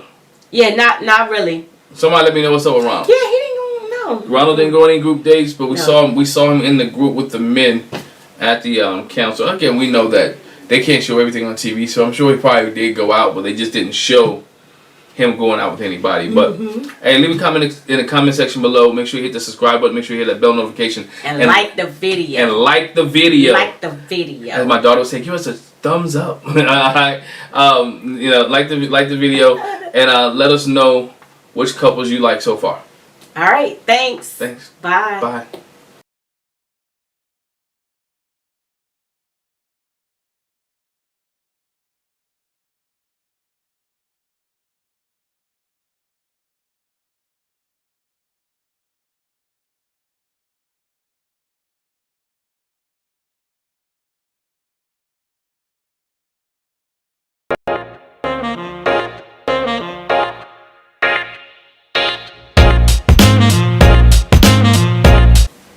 Hi, welcome back to the Jac and Glen channel. I'm Jackie. I'm my husband, Glenn.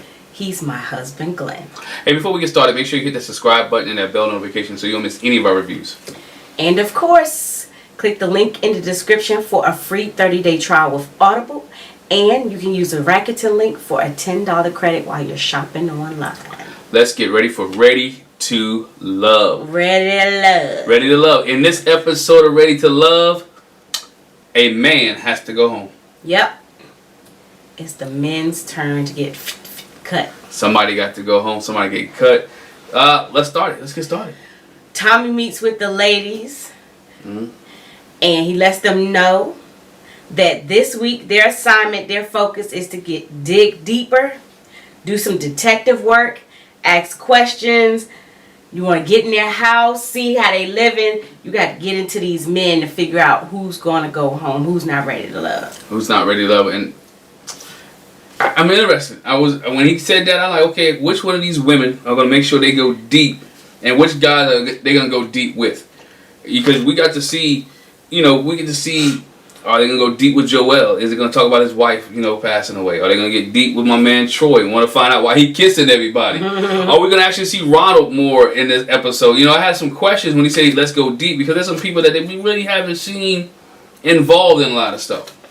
So, so he said let's go deep. So we started off with Joel and Vernisha. Vernisha. Joel loves him some Venetia. Yeah, he does. I mean, she seems pretty sweet, and he's He's a good guy. Everybody likes Joel. Everybody likes Joel, but Joel loves Venetia because they got a lot of things in common. They both have kids. Mm-hmm. They're both single parents. Mm-hmm. He wants to have that type family atmosphere. And so what he does, he invites Venetia over, not for no midnight date, but for like a little breakfast type, brunch type deal. Yes. He fixed the eggs and the bacon for the baby.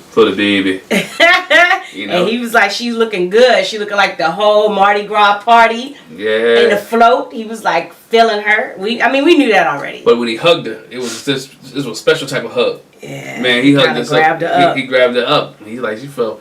I almost thought he was gonna say she feels nice and fluffy. Yeah, he said what he did. He said she was soft and warm. She was soft and warm. She was soft, cuddly. Probably because she just came in from that rain that was going on outside. Maybe, but she was soft and warm when he hugged her up, and so they had some deep conversation. Yeah, like you mentioned before, they both have kids, and so she said for her, kids is a big factor when it comes to dealing with the guy, and she said she could see Joel and her family blending. He did talk some about how his wife's death changed him. Yeah. She was like, was it for the good or the bad and he was like, neither. It just changed me, period. Yeah, I'm just different. I can imagine that. I mean, it could, you don't want to say the good because you don't want her, she's gone, and you don't want to say for the bad because you still want to be in the middle, but it has to change you.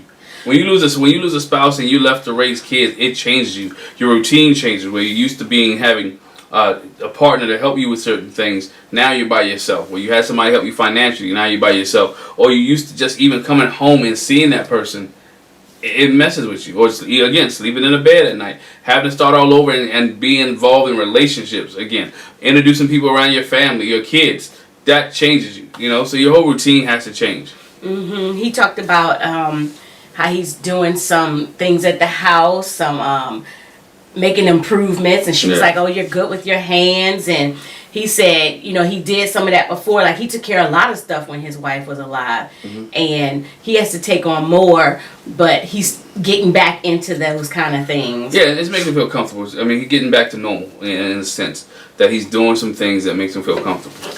And I like that he said to her, for some people, he said before that he's gone through his grieving process. Mm-hmm. And he says, he's at the point where even though his wife passed away, it didn't stop him from wanting to love again and wanting to be with somebody again. So that's a good thing. Yeah, that's a good thing. It takes time to move on. It takes time. Not that you ever forget that person or you never forget the relationship, the love that you had, but it's time, after a period of time, it's time for you to move on.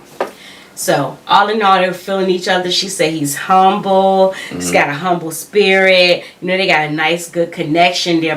She said they're both like overcoming. They've overcome stuff. Yeah. That's what they have in common. And she didn't see any red flags with him. And she said, I could see us blending our family because they're good.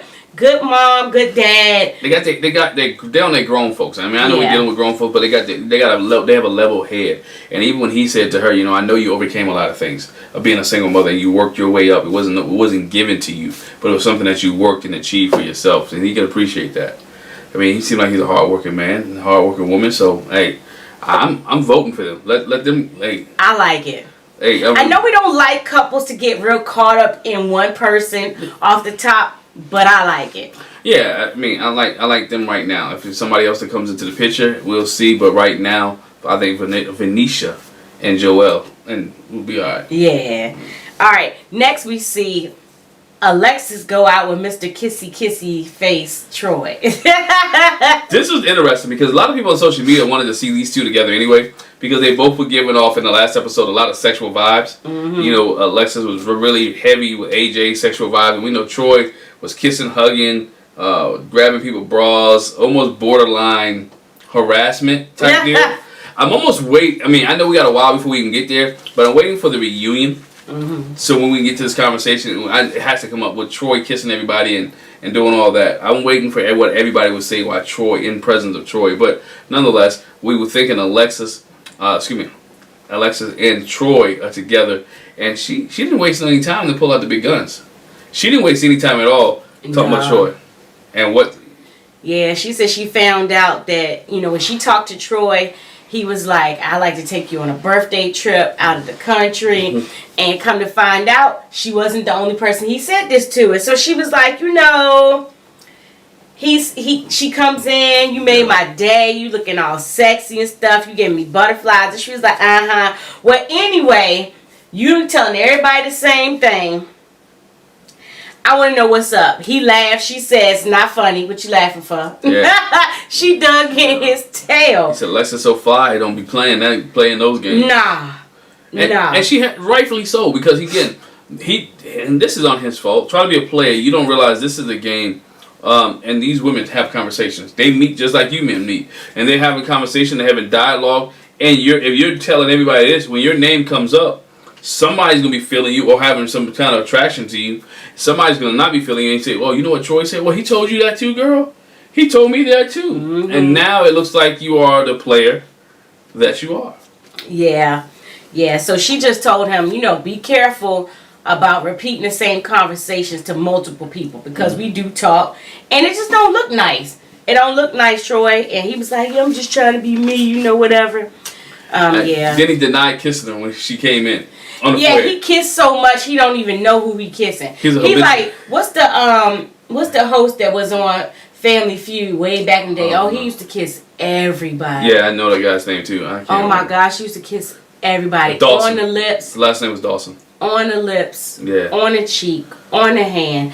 Troy is like, Troy's a habitual kisser. Yeah, and he do it so he don't even know he did. No, he knew he did. He was just lying, man. Troy. No, I think he do it so much. It's just like how we talk to one of our kids about a word they say all the time. They say it so much they don't even realize they said it. Yeah, but he's a bunch of hugger. He does it. Again, I think Troy, for him to be the oldest person on the show, he acts so young. He acts so fresh and so young. Yeah.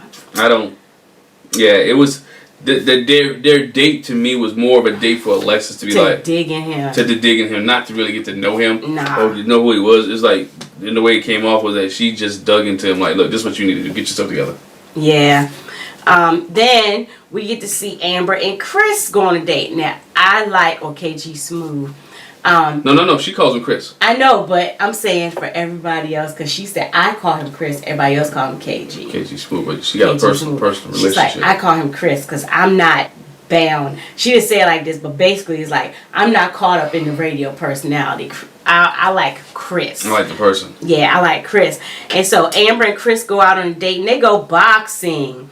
And instead of hearing from Amber more, we hear from Chris. He said his goal is to kind of peel back more of the layers because she does kind of have a hard exterior. Mm-hmm. We know that she's in law, a lawyer, an attorney, or whatever. But we find out some more about her. I thought it was real cute how he did an introduction for her. He's like introducing the chocolate goddess. Coming, I was like, that's cute. I like how they played it up. She played it up in the ring as if she was a real boxer, and they got into it, and she was, showing him what she had. But you have ones, twos, or jabs, or uppercuts, or Yeah, because he said, "How you gonna fight for me?" How you gonna fight for me? Showing a stance, and she got a little bit of power. Hard, yeah. She got a little bit of power in there. She's compact. Yeah, Amber says she feel a little spark happening there. She feel a little spark there, and to the point where she had to feel enough spark that she was really ready to open up to Chris about the fact that she was adopted. Mm-hmm. That she recently met one of her siblings. And then which made Chris open up a little bit about his family, stuff that we hadn't seen or didn't know about Chris in the last season. Yeah, we didn't give us a chance to. I mean, say her. I can't blame her. Maybe he did share that, but editing and all that didn't show it. Yeah. But that his father had 11 children with 9 different women. Yeah. And that he was able to go to a function or a family gathering at 30 years old. And meet some of his brothers and sisters who had never seen before. Mm-hmm. So they had that kind of connection there that they both met siblings. It took a while.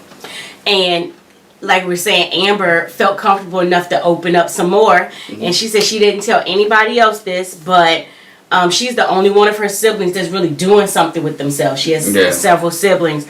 But she revealed to Chris that she's not just an attorney. She's a district attorney. Yeah, she's a DA. She's a big dog. She's a big, big dog. Yeah. She can pull some strings. Yeah. So she said, when she lets guys know what it is exactly that she does, it's hard for her to find support. Because obviously, that's a big job. She probably, work a lot of hours. It's demanding, and so she needs somebody that's supporting for her. So yeah, I mean, I'm sure she get a lot of attention from that, and it's intimidating for men. One thing I like about it, Chris, like I'm able to keep this secret to myself. That I'm able to hold on to this. I won't tell anybody, and that he's feeling Amber as well. And they were both. Amber was happy that it was an individual date. Yes. There wasn't a group date, but it was an individual date because the last group date she went on, she thought she was going to be out there feeling Troy, but Troy was feeling somebody else. And filling up on it. And filling up on it. So in the end, Chris says he doesn't see any red flags for him with Amber, and all in all, they just get each other. They're feeling each other. They really feel each other. I like it. I like it too, but I don't want Chris to fall into the trap of throwing all his eggs. I don't think he will. In one basket. I don't think he will. Mingle with the other 9 women that's there or 8 women that's there now, and try to find your person. Yeah, I don't think he will. Because I know it's a game. At this point, when you start getting down to these numbers, you want at least 2 or 3 people to like you. Mm-hmm. You want to be on the top 2 or 3 people so you can last all the way to the end. Right. You don't want to be just a single person, have a single match. You want to be able to have 2 or 3 people so you can make your way to the final 3. Mm-hmm. Then we see Stacy, who invited David out to Pilates. Yeah. And funny, he walks in. Hey, how you doing? You're late. You're late. You're late on our first date. Not a good impression. Well, this is the second show we done seen this week where somebody said that they was late on the show. But nah, he was late. He didn't really explain why he was late, but yet Pilates seemed like it was her thing. I mean, she was running through the routine. She had to keep her sexy body that she said her mom bought. She had to keep things in shape and order, and it looked like he didn't have any trouble doing the moves. No, but she sure did pick one from when she was telling him stand up like this, because I know you're a little bit older than me. Yeah. So be careful on what you hurting yourself and getting off balance. Pilates ain't no joke though. Nah. When you work out with Pilates, it's about balance and stuff like that. It's not a joke. Yeah. So we'll see. But as they talk, he said I'm a big on physical touch type of person, and he said he liked the fact that she did the Pilates. He likes a woman to try to keep herself up because he likes to do that physical touch, and she liked that. He was willing to do something new. Pilates wasn't really his forte; it's hers, right. And so she liked the fact that he was willing to do something new. My issue with that though, he said he liked to be touchy-feely, but yet you're the same guy that want to be celibate. But again, the touchy-feely leads to other things. You can't. I mean, you constantly touching and rubbing and hugging and all these on these women. He didn't say all of that. He just said physical touch. It could just be a hug. It could be a hand hold. It could be locking arms. It ain't got to be all that. Yeah, I'm just saying, but some of that can lead to that though. Yeah. But I'm just saying, you just got to do it in moderation. Everybody likes a hand hold every once in a while. Uh-huh. Here we go again. So, as they're talking, she says, trust is a big thing for her. Mm-hmm. For him, he said the end game for him is marriage. Yes, the end game for marriage. And so, for her, she responded, her trust is a big thing for her. Mm-hmm. And, he was like, basically, like, when I'm with somebody, we're going to share passwords, be able to come into each other's worlds when it comes to that. And too much. Well, and I think he just misunderstood her. He wasn't saying that I got to know all your stuff, because she was like, I ain't worried about giving no passwords and stuff. I don't want you all in my diary read my private thoughts. Well, it's too much. But again, if y'all married to that point, you'll be sharing your private thoughts with each other. You should have some kind of dialogue. It's not every private thought. It's not every private moment. But there's some dialogue about your thoughts and what you're journaling. My thing with David is that you're talking about dating. You guys are on a date, and you're already talking about looking at people's passwords, emails, phones, and all that type of stuff. There's some trust issues there. When you have to do all that for your spouse, or you have to give them all that information, that's a problem. Now, if they're giving you a reason before, I can understand. But if y'all just dating and you just married, you don't need all that. What you need all that stuff for? Unless you have some inclination that they're cheating. Trust the person that you're with. You married them for a reason, or you're dating them for a reason. Unless they give you some signs that they're cheating. You don't need all that. Right.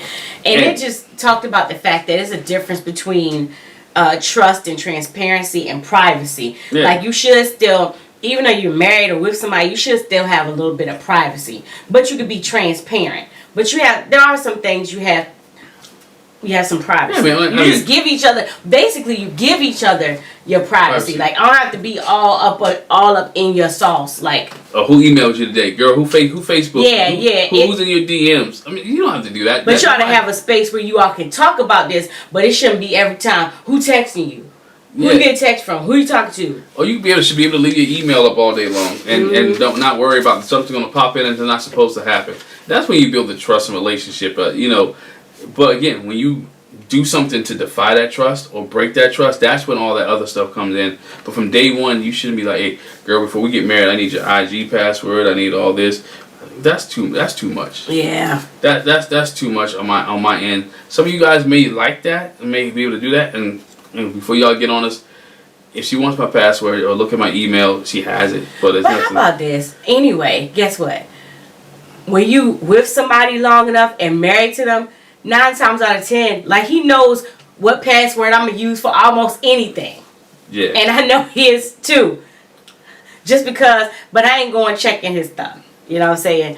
But I know, right, we use like the same passwords for a lot of stuff. And it's not Rocky. No, different show. Oh, but I mean, like he uses like a standard password, some variation. He knows I use the same password, some variation. Yeah, and again, that's for if there's important things that you may have to get in for. Yeah, absolutely. There's important things. I'm not just going to go check her email and her Instagram on a whim. For what? For what? Nah. Come on, dog. Have trust. Well, I shut jokers down anyway, so it don't matter. Anybody in my DMs? Anybody in my DMs? All right, next date. This one we see as a group date is AJ and Jason decided to invite Alexis and Liz out to play some cornhole. Alexis be going out, dog. Yeah. Alexis, look. Then we saw some ladies that didn't even go on in dates on this episode. We saw Alexis go out twice. Alexis goes out. We saw Liz go out twice. Yeah, that's true too. Yep. Mm-hmm. So, hey, here's what it is. I guess you got to fit a lot in an hour, and you can't fit everybody. I would have liked to see some other people go out. Maybe some other people didn't go out. But anyway, Liz is a cornhole player. Yeah. She and AJ won. Mm-hmm. They was killing the game, and so then we see the couples kind of go to their respective areas and they have a chit chat or whatever. Mm-hmm. And so Jason talks to Alexis, and his thing is, it's hard for him being that she is a parent of one of his players, that I have to kind of shift his mindset from, oh, this is one of my players' parent, to this is somebody I might potentially see as a mate. Yeah, I think when you get to that point for him, and his dating is not your own child, I think, to me, if this was in the regular world, not on Ready to Love, I think you would allow that kid to graduate from your team before you deal with the mom. But because this is Ready to Love in this show, and I don't know where her son is at on his team, what level he's at, you might want to be careful because, again, you have to get the views of the other parents. If the son's good enough to play on that level. So as a coach, you have a lot of things going through your mind that if I start dating this woman, how is it going to affect the kid? I think based on what they said on the other episode, the son used to be on the team. Used to be on the team. Because she was saying he wanted to get back into basketball, trying to find a team. If he gets back, you find another team that if you're dating Jason, he's not the coach. Right, yeah, that don't look good. Because then it'd be like, oh, you only putting her son on the floor because you dating his mom. Yeah, if it's your wife, and that's a different story. You're the son, that becomes a whole different level. But when you start dating a mother while the kid is already there, that's not a good look for you or the association that you're involved in. So I can understand his hesitation. Yeah, so Jason and Alexis have a conversation. He was like, what is it that you're looking for in a man? Like, what's the biggest thing for you? And she was like, I like time and attention. Yeah. Those are, my love language is time. The time you spend with me lets me know that you love me.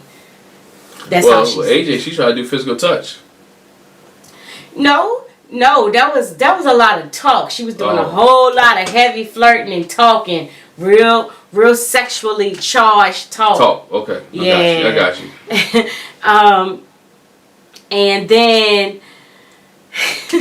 we see them as they're chatting. You know, Alexis says, not just based on him being a coach, but he's nice and he's kind-hearted, but she says he seemed kind of stiff, and I think what she saw that he couldn't relax, it was probably what he said before. It's like, I'm trying to shift from the coach and the player's mom to Alexis, a mate thing. Alexis the woman, Alexis so fly, whatever her moniker is, Alexis so fly. Yeah. Because again, he was on this side of the couch, she was on this side of the couch, and it seemed like he was going to her, pick her up for the first time, and Dad was like, "You sit over here, you sit over here, and y'all don't touch each other in the middle." Right. And so they were so far apart. I mean, I thought it was funny, but she wanted to get closer. Yeah. And what she was surprising to me, that she didn't make the move to get closer to him, to be aggressive. Because every time we've seen her in the past, she was aggressive to get closer to the guys. Which shows to me that she's not really attracted to Jason. I don't know. I think she's not trying to push it because maybe she does kind of feel that he's kind of drawn back because of the son thing. But when she was like, he needs to relax, so she made a joke, and she was like, yeah, because like when it's that time of the month, you know, to try to show some levity, ease the tension. So then we see AJ and Liz still talking, and you know, she was like, what's your thoughts on intimacy, and specifically sex before marriage? Well, how you feel about that? And he was like, Which I was surprised he started stuttering and stammering, because this is the same cat when Alexis was coming on. He was like, yo, I'm not trying to do that. I'm trying to take it slow. I'm trying to be involved. So to me, it seemed like, yo, AJ, you talking out both sides of your neck here. Right. You know, what you want to take it slow, or you try to hop in the sheets? Because if this lady's telling you, Liz, the good lady that you on a date with, you fly, she's telling you, look, I'm willing to be with you, but I want to take it slow. You know, I'm going to abstain. This is what I want to do, but I'm moving slow. And then maybe he wants it in the middle. He wants somebody who's just ready to power, to jump on him, you know. But he may be in the middle, but she's willing to take it slow. He reluctantly said that he would do it, in a sense. Well, yeah, not really, because what we find out is he was like, "Are you celibate?" And she was like, "Well, I'm abstaining." Mm-hmm. And we find out that, you know, she wants to have it be with somebody. Not that because he did ask us, "Have you had sex before?" Yes, she's had sex before. Yeah. But she says, you know, I want it to be, I'm not just some willy-nilly having sex with every Tom, Dick, and Harry. And he joked, he was like, oh, you know guys named Tom, Dick, and Harry. She was like, you know what you know what I mean? You heard that before. You heard that before. But so she was like, I'm just not out here having sex willy-nilly. Yeah. I would rather it be after marriage, but also it has to be with somebody I feel special enough, like they're gonna be there for the long haul. Yeah. It's not gonna be. She ain't trying to give her a candy dish. Fly by night. She's not trying to give her a candy dish or goodies and all that to just some random. Mm-hmm. And it's not gonna be it. She's valuing herself, and like that. So hey, look, she also grown woman stuff. I like the one thing that AJ said, and she does come across this way. He was like, you know, you ever talk to somebody where you could just feel the goodness in the conversation? He was like, I could feel the goodness in a conversation with Liz. Like, she just seemed like a really nice lady. And her personality, she's sweet. Sweet. She got a good heart. Mm-hmm. You can tell that she has a good heart, that she means well and she wants to do well. And that she comes, as we find out later when she with David, she comes from a good background. Yes. So. Yeah. All right. And so then, interesting pairing, which we didn't really see a whole lot of interaction with him, but we see Chrysanthemum and Ronald go out on a date. I realized that Ronald has been making his moves just. Oh, he's a sleeper. Not just been making his move, not just on camera. He's been making his move. For some reason, they didn't want to follow him, but Ronald is making some moves, making some rounds, and he was on the chopping block on night one. He was on the chopping block. Mm-hmm. But he they were just Khalil and Christian that was a little bit worse than him. So Ronald made his way through, and now he's out with Chrysanthemum. Yeah, and she comes through. He liking what he sees, and she liking what she sees too. She's like, oh man, I ain't really see him like that, but he swole up, like he just been lifting weights. She said he was looking good. They give each other a nice strong hug. She's like, ooh, strong. Yeah. And so they play a little Connect 4 in the giant Jenga game. Yeah. Have a real good time playing. And he asked, what is it you need from a man? She said, I'm looking for somebody to settle down. I'm looking for a life partner. Which, if you're on Ready to Love, that's the whole premise of Ready to Love, is that you're ready to settle down and find somebody. So that's par for the course. Yeah. She gave a good political answer. Yeah. And so he let his guard down a little bit and let her in, just sharing. He shared with her that, I went to jail when I was 18. I lived in Detroit. I got caught up in what was going on in the neighborhood. And I really didn't have a lot of good influences. So I did get caught up. And end up going to college. Yeah. And making better. Moving to Houston and doing something other than what he used to do in Detroit. Mm-hmm. Which you like to see that. She didn't, and also if you notice when he said he went to jail, she didn't really buck her eye. She didn't really bat her eye. She didn't really say anything. Most women be like, "Oh, he went to jail." Well, but then you have to think about it like this, especially at 18. You think about people's maturity level. And that's something different if you be like, "Yeah, I was in jail last year." Or you would say like, you should be mature. I mean that too. You should be mature. Yeah. Obviously as a teenager, even 18, it's late teen. We still make dumb choices and dumb decisions. We've all done dumb stuff. Some of us just haven't got caught. Absolutely. But some else just didn't get caught. So I'm thinking she probably looked at it like that. Like, okay. Yeah, but he's again. I'm glad she looked at it because he's a different person. When you were 18 to where he's at now, can't remember his age. That's a lot of years. I want to say he's like 38. Yeah. Close to that. So that's a lot of 20 let's say 20 years. That's a lot of time to change. Oh, absolutely. And hopefully, when you were 18, you should change. You should change. When you were 18, you're not where you're at now, 38. You shouldn't be anyway. Yeah. And he says, so now I'm at the point where I'm ready to take the next step. I'm ready to, I'm looking for a life partner as well. And she says she wants a man to lead and provide and protect. And he was like, I can do that. I got that. That's too easy. That's what I should be doing. I think he has his eyes just on her. That he said that you're my number one. Yeah. And she was so happy. Ooh, me? Ooh, I'm number one. And I think that because everybody else has one and number two. They have somebody else that's higher than her. Remember, she was on the chopping block to go home. They brought her name up a couple times last week. So there's a lot of guys who may not be feeling her. Yeah. So they're trying to get a deeper connection. And Chrysanthemum was like, we learned a lot about each other and got a better idea of who they are. So they're a nice little date. So on to Liz's second day. So Liz, this time she goes out with David. Now we saw them make a connection before when it comes to their church background. So, I'm expecting that to go a little bit further. Yeah, she walked into the house like, ooh, nice. You live in a nice spot. This is nice right here. He greets her with a rose and everything. He greets her with a rose and they go sit down and have a conversation and start talking about history of their families. But first he says, I had my eye on you from the jump. Yeah. From the jump. And then when they had the little church conversation, they got similar backgrounds. They got the spiritual foundation in common. He was like, He tried to make her the one. Yeah. And they both got the celibacy and the abstinence thing going on right there. So I think it'll work out for them if they get to that point. Yeah. Because she has a couple irons in the fire, and there's some people who's feeling her, and she's feeling some other people. Mm-hmm. So when they talk about their backgrounds, she was like, what was it like growing up? We find out like David grew up like his background was like strict, like nobody coming over the house. His mama was a missionary. No dating, no calling on the phone. She answered the phone. She didn't say hello. She said, "Praise the Lord." I'm not. You a church mother when you answer the phone. You say, "Praise the Lord." I ain't gonna knock because I had a mother like that.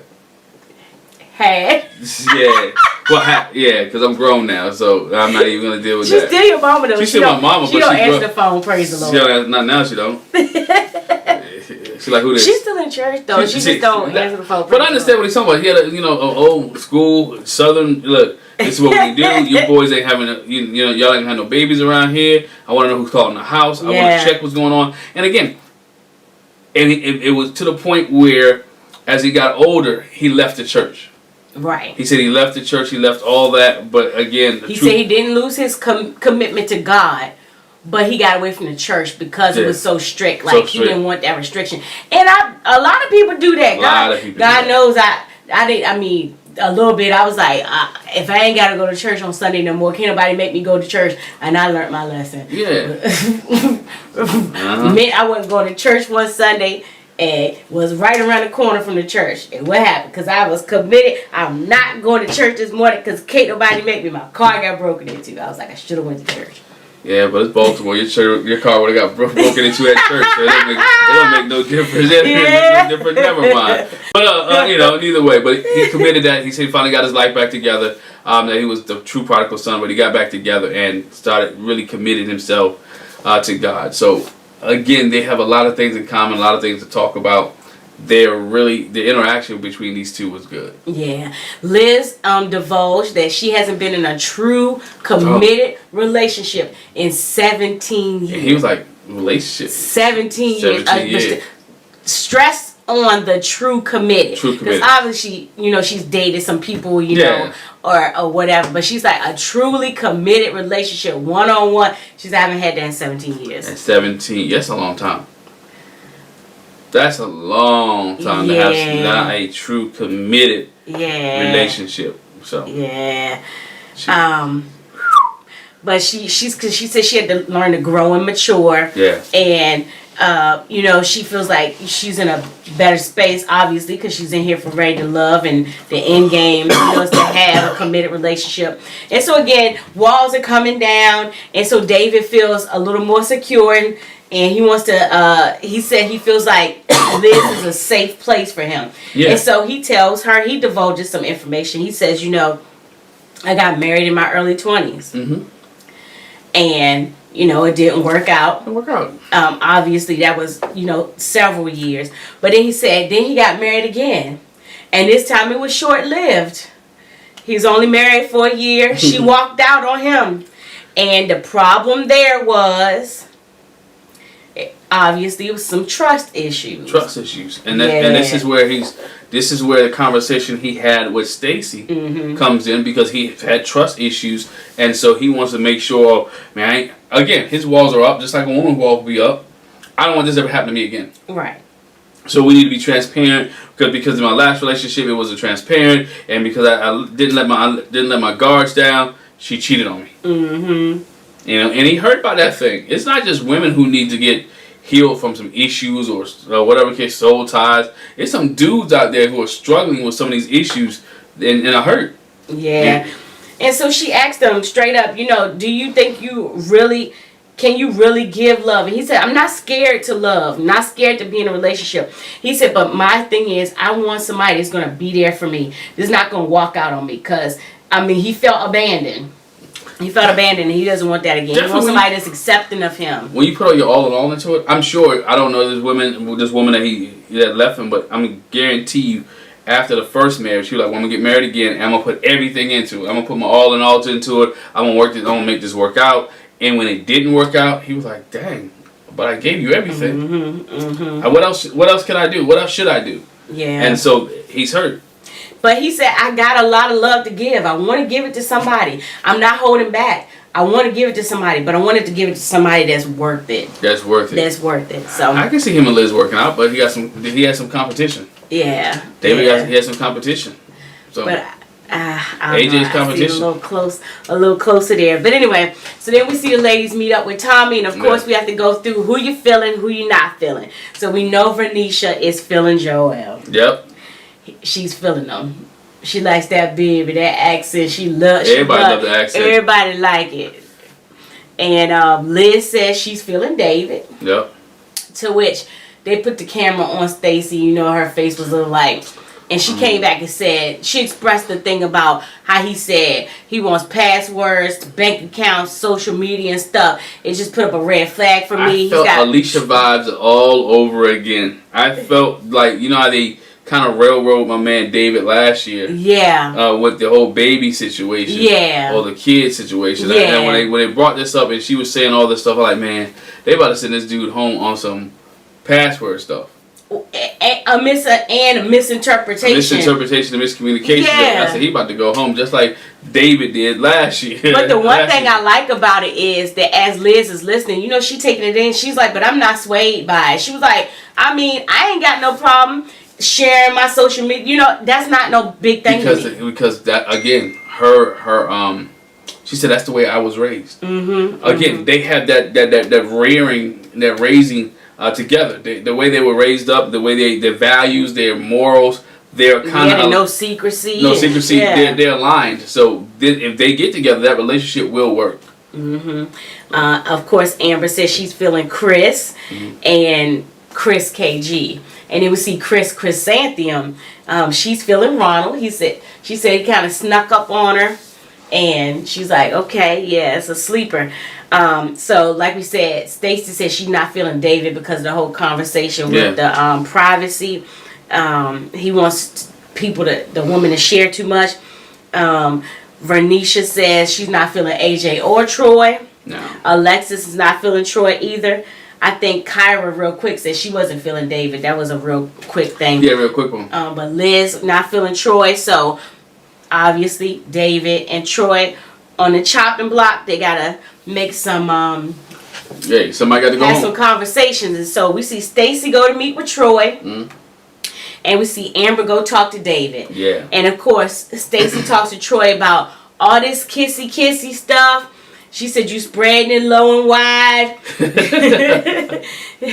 And actually Miss E said, I think it's Miss E, the Braxton's mama. He said you lay it low and spread it wide. Lay it low, spread it wide. So that's what Troy's doing. And you gotta know it's an unfair presentation of you. You didn't mean that way, but just know you're not coming off good to the women. Well, one thing, he didn't kiss Stacy when he showed up. No, but she ain't really give him space to kiss him either. Like, nah, dog, you ain't give me no kiss on the cheek. And so when Amber talks to David, she talks, some issues came up with, because what Tommy said to them is, when he talked about the password thing, it was like, we can't be bringing things from our old relationship into the future. It looks like he's got a problem bringing his past into the present. And so you got to be careful with that. Also, like what he said, too. He said, you know how we do. We do it respectfully. Right. We take care of this. We handle this respectfully. So let's go ahead and do it. And I like to pick Amber, the district attorney, to go ahead and handle it with David. Because she got straight to the point. She didn't sugarcoat anything. She got straight to the point. This is what the woman said. This is what's going on. This is the problem. And David was like, yeah, I know who that is. Yeah, he was like, that's a conversation I had with Stacy. Let me explain. And so basically what he said was, he was like, I'm not saying I got to be all up in your BI, but I want us to have a relationship to the point where it's not a problem. Yeah, there's some transparency there. Yeah, it's not a problem. I don't have to have your passwords, but I know you're not going to have nothing going on that I need to be looking at anyway. It just becomes a boundary issue. Yeah. It becomes boundaries and communication. That's not a big issue. Y'all just have, if whoever he gets with, if they have some boundaries and some communication, they'll be fine. This is the guidelines of our relationship.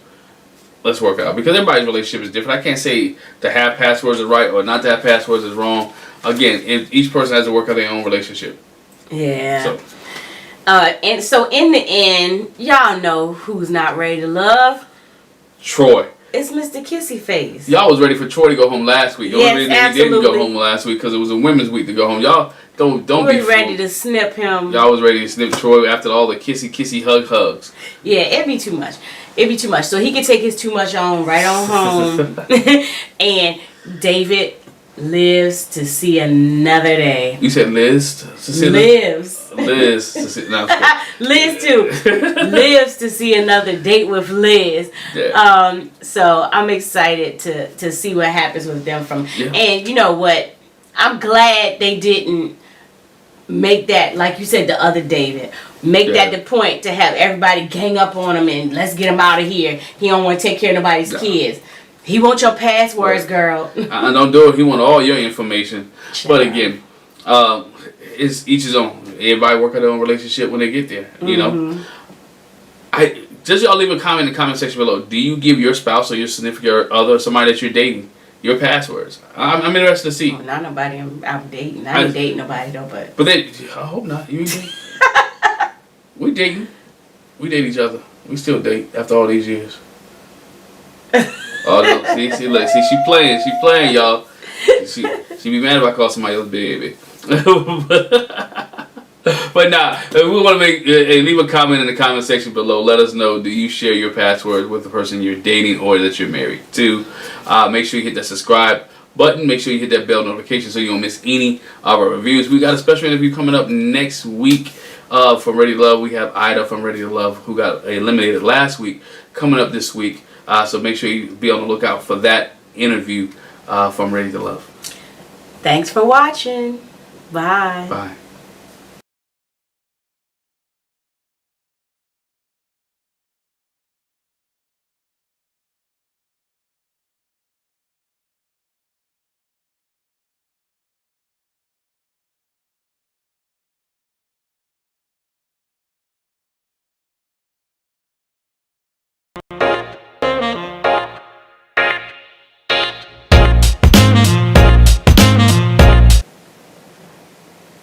Hi, welcome back to the Jac and Glen channel. I'm Jackie. I'm my husband, Glenn. He's my husband, Glenn. And before we get started, make sure you hit that subscribe button. Make sure you hit that bell notification so you don't miss any of our reviews. Yep. Make sure you check out the links in the description because we got some specials for you. Good. The usuals, but they're still special. Hey, Ready to Love. Ready to Love.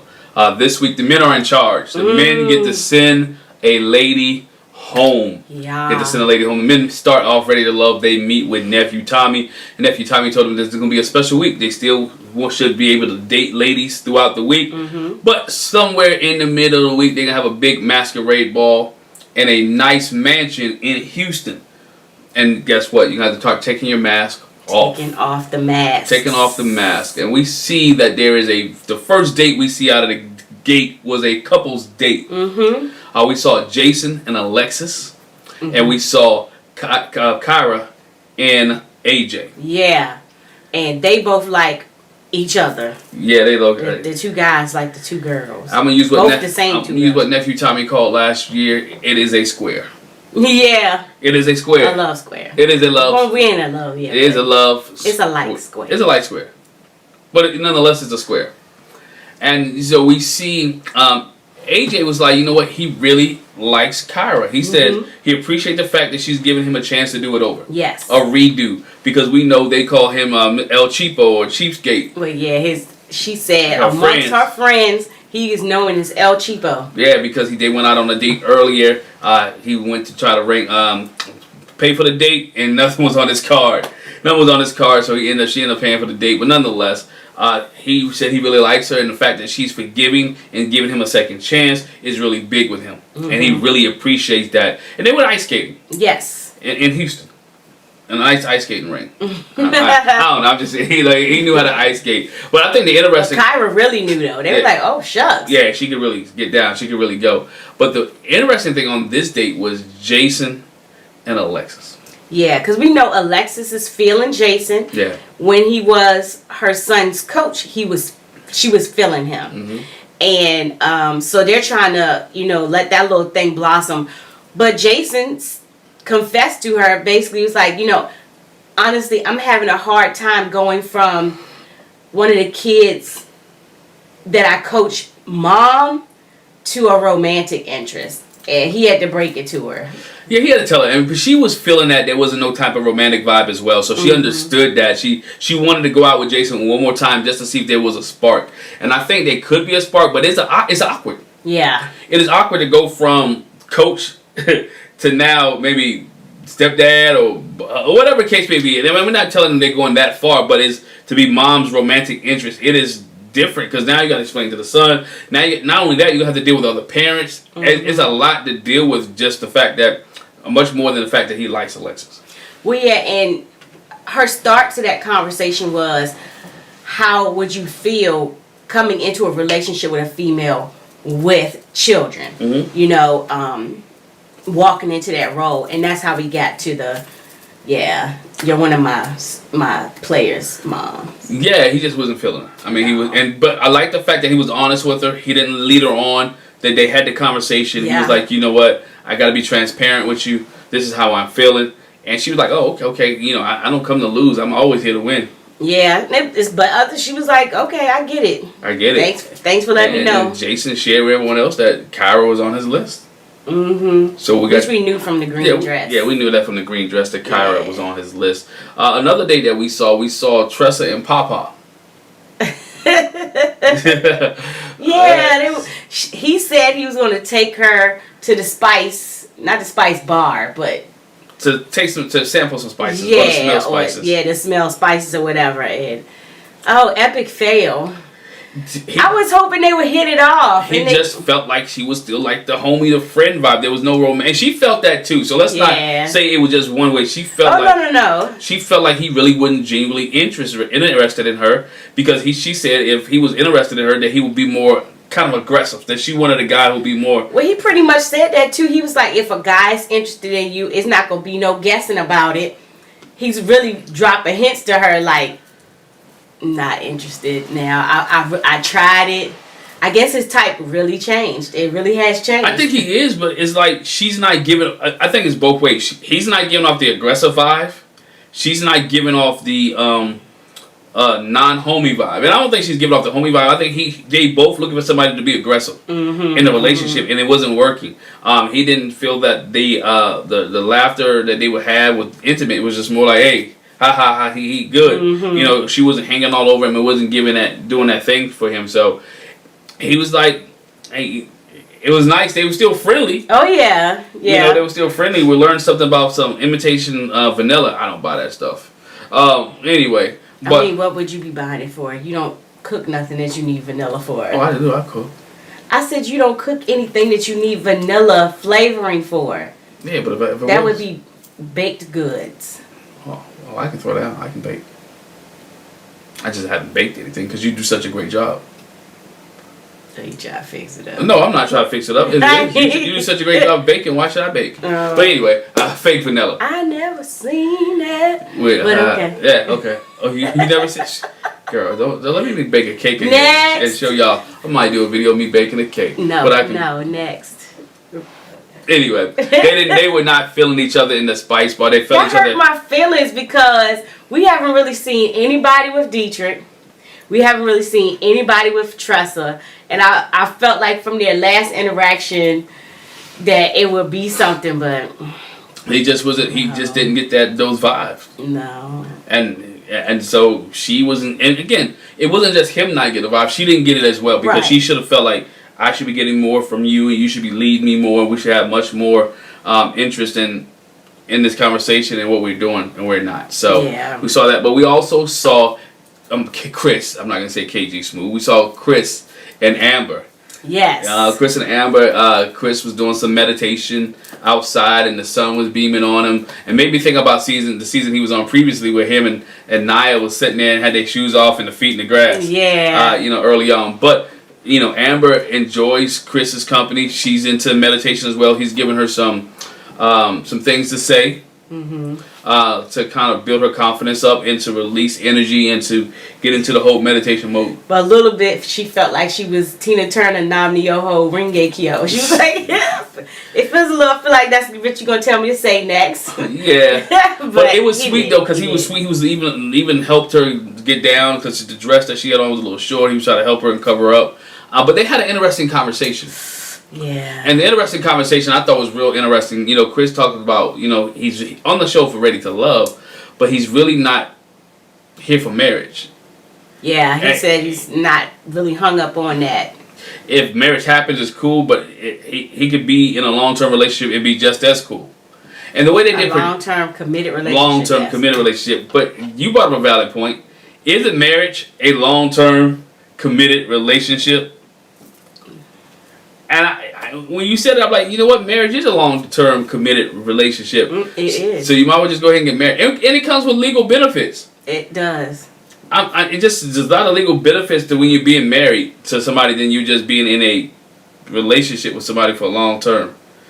Anything can happen. Liability. You get sick or you're on life support. They can't make a decision for you. Or when it comes to the dividing of the house or property and different things, and you're not married, it just gets shaky. It gets shaky when that marriage thing is not there and you're just in a long committed relationship. But I was surprised that Amber said she feels the same way. I was absolutely surprised by that. I was like, sis, okay. But I think a lot of it goes with their background, where they're from. We found out last week that Chris' dad had 11 children with 9 different women. Yeah. We found out that Amber just realized and found out her family. Her family had like different kids. So again, when you have people who, and just my perception, that have really no solid foundation or haven't seen any successful marriages or being present or being within around that in a long time, marriage is not important to them. And when you find people who grew up in a household where they've seen successful marriages or they've seen marriage which is real good or even marriage that's been bad, marriage is something that they want to do. Mm-hmm. So I think with them to not being able to see in their life marriages that was really successful, seeing that, I think that's why it's good to have that long. They want to be able to do the long committed relationship more so than marriage. Which again, marriage is a long-term committed relationship. Just say I do, put some rings on, go to the courthouse, call it a day. Yeah. You don't have to do a big ceremony. You really don't have to do all that extra stuff. You're saying I love you. I'm gonna be committed to you for the rest of my life. I'm gonna be committed to you for the rest of your life. Okay, cool. Let's get married. Make it legal. Mm-hmm. Yeah. That conversation just threw me. It really did. Yeah, that conversation was... Something about that marriage license be scaring y'all. Be scaring folks. Scaring y'all people off. Not y'all, but I mean people. That marriage license be really scaring people. People sign for 9 years and don't get married. It's the same thing. If you're together for 10, 11 years... Get married. Might as well. Might as well. Make it legal. Then we saw Stacy and Ron. Yes. Stacy and Ron have a date as well. Stacy comes over to Ron's place. Ron shows her around. He didn't do the Troy thing. Didn't by not showing anybody around his house, which people believe that wasn't Troy's house. You figured out. But Ron shows Stacy around the house. They have a conversation. At dinner, Stacy like, oh, you can fix dinner for me. And Ron was like, he ain't try to play it off. He said, no, he was honest. He was like, I purchased dinner for you. Yes. Yeah. I heard you, he said, I heard Stacy like seafood. So I got her some seafood, hoping to bring the little Creole out in her. Bring a little Creole out. And she looked like she enjoyed it. Then we learned a little bit. The conversation. We learned a little bit more about Stacy. Yes. We learned Stacy was married before. Yes. We learned Stacy's on. Well, we knew that from before. We knew that before. But what we found out was that she's on the show for her kids. But she has 3 kids. She didn't say their ages, but she's got 3 kids, and her kids really want her to find love. I think before she said she was married for 17 years. She married for a while. And we found out on this episode that she's been divorced for 4 years. Mm-hmm. So it's really her kids. It's like, mommy, go find some love. Find some love. Yeah. And so, in the midst of the dinner and that conversation, the conversation was good, but then it takes a side turn. Mm-hmm. We find out that Stacy has a best friend. Yeah. That she didn't have before the show started. That she didn't have before the show started. And they're freaking frack. Already. And they're real tight. They talk every day. But you're trying to find love. And you're finding a friend. I'm not understanding. I'm just saying. But Joel said that. The show is not, in the end, it's not just about finding love, but you can find brotherly and sisterly love. And she found a nice friend. Yeah, but it shouldn't be to the point where it gets in the way of... Because Xanthium is in the way of her relationship because now... And that's another person that Ron is interested in. Another person that Ron is interested in both of them. And so she asked, who's your number one? Mm-hmm. Is it me? Or... Is it Chris? And Ron started stuttering there. He started backing up a little bit. He was like, but she kind of forced his hand too. She did. She forced his hand. Me pick. She caught him off guard. Yeah. And she caught him off guard and she made him pick. And guess what? He picked Chris. Which we come to find out a little bit later, she's not really his number one either. No. Because he said, when he asked later on, his number one was Alexis. Yeah, and we find out they had a video from the women's group meeting with Tommy where Alexis said, Ron said that I was his number one. Ron said that he was number one. So Ron done had some, we thought Ron was a quiet guy because we didn't see much of him. Ron was making moves. He was a sleeper. He was making a move on Stacy, Chris, and Alexis. So now, Stacy feels some type of way. But she ain't gonna look out. She gonna look out for herself, and she gonna look out for a girl. Mm-hmm. So she gonna look out for Chrysanthemum. Okay, let her know that, hey, you know what? I'm out. You're number one right now. Yes. But somehow Chrysanthemum finds out that Alexis is Ron's number one. From when they were in the group setting. When they was in a group setting. So now we get to the point where Ron organizes a date. Yes, salsa dancing. and he's the instructor. Yes. Ron's the instructor because Ron likes to salsa dance. Ron, I salsa a little bit on my nachos. Yeah, the dance thing, nah. Anyway, Ron. So we see Ron and Constantia. We see Venetia and Joelle. And we see Dietrich and Tressa. And Ron is in there showing them and you know. And this was actually before they went to the Spice. Yeah, this is actually before they went to the Spice thing. But I wanted to get to the couple thing, you know. Yeah. So before they went to the Spice thing, and so Ron he said he likes sexy salsa, accentuated salsa, where they, you know, there's a lot of touchy feely type thing in the midst of salsa dancing. So he was teaching some moves in salsa dancing, and then he organized and he lets Tressa and Dietrich go into one room. Yeah, because he showed them some moves. Why don't you try this? Yep. Couple of the men was looking kind of stiff. What Joel and Dietrich was looking a little bit stiff. Look, it's the new dance that they didn't do like my man Vincent did. They ain't pout, they ain't cry, they ain't get mad, they ain't get upset. I know that's married at first sight, but they ain't go still. They ain't do what he did. They was down with it. All right, they was down with it. He puts them in a room, you know, go work on it, and then we see Joel and Venetia having a good time. Yes. Working it out, doing yeah, baby. Yeah, baby. You know, and you know, so he's working it out. They're doing this little salsa dancing with each other. They really feel each other. This couple right here, I think they match, and I think they're gonna make. They both have similar backgrounds when it comes to their children and relationships. But I just hope, like Chris with the K, that you know, don't put all your eggs in one basket and get disappointed. I don't think that'll happen with the two of them, but I don't think he's putting all his eggs in one basket. I think he has a number one and number two, but we just see him with her right now. Yeah. I think we see him with her, and they're really feeling each other. They're really having a good time with each other, and they interact very well. He's like, this just feel right. He was like, this just feels right. Yeah. You know, and she was like, it just feels right for her too. So again, hopefully that couple will go on. I love it. You know, we saw Tressa and Dietrich, you know, before the Spice thing. They had a nice little interaction, a little dance. I was just worried he won't step on her feet. They kept showing pictures of her feet, and I'm like, this dude's about to step on her toes, and we about to have a bad moment here. He don't look like that much of a dancer. Like he's having a hard time. And it didn't happen. But again, this was the Ron week. Yes. Because Ron and Chris was having a conversation, and she brought up the whole Alexis. Am I still your number one? Have I been moved? Have I been moved? And I don't like being. I don't like being number two. Again, she heard from Alexis, but she also heard from Stacy. Yes. Stacy did again. They freaking frack. She went back and told. You know, he said he's his number one. She's like, hold on, how can I be his number one if Alexis is number one? So you know, Ron there. You know, again, don't like being back in the corner. My man. That's what I say. They backed him in the corner. He don't like being back in the corner, so he got to make a decision. And he told her, you're not my number one right now. Alexis is my number one. We have conversation. And Constantia felt some type of way. Did she? She was like, I'm never number two. You got to pick. I bumped him up because after our date, I moved him up out of my number. Moved him up the list. Only to find out I moved down the list. Only find out that I moved down the list. It beats that way. I don't know why they get so caught up. In being a number one. You just want to be somebody's one and two. Because if somebody's one and two, that means you get moved on a little bit longer on the show. If you're just somebody's one, right? And to me, it seems like that's the only person feeling you. Seem like you go home. So if you're like if you're in a relationship with multiple people, not relationship, but if you're having conversation with multiple people and multiple people are feeling you, to me that sees what keeps you around. Yeah. So you want to build these relationships. Don't feel mad when you're number two. You do some things to get you back to number one. Just because you're number two in the middle of the race, don't mean you won't be number one at the end. Right. Message. You know, I just didn't get it with you. They've been complaining a lot about number two. All right. And moving to number one. So we see that. Then we hear it's time for masquerade ball time. Yes. The women get to dress up.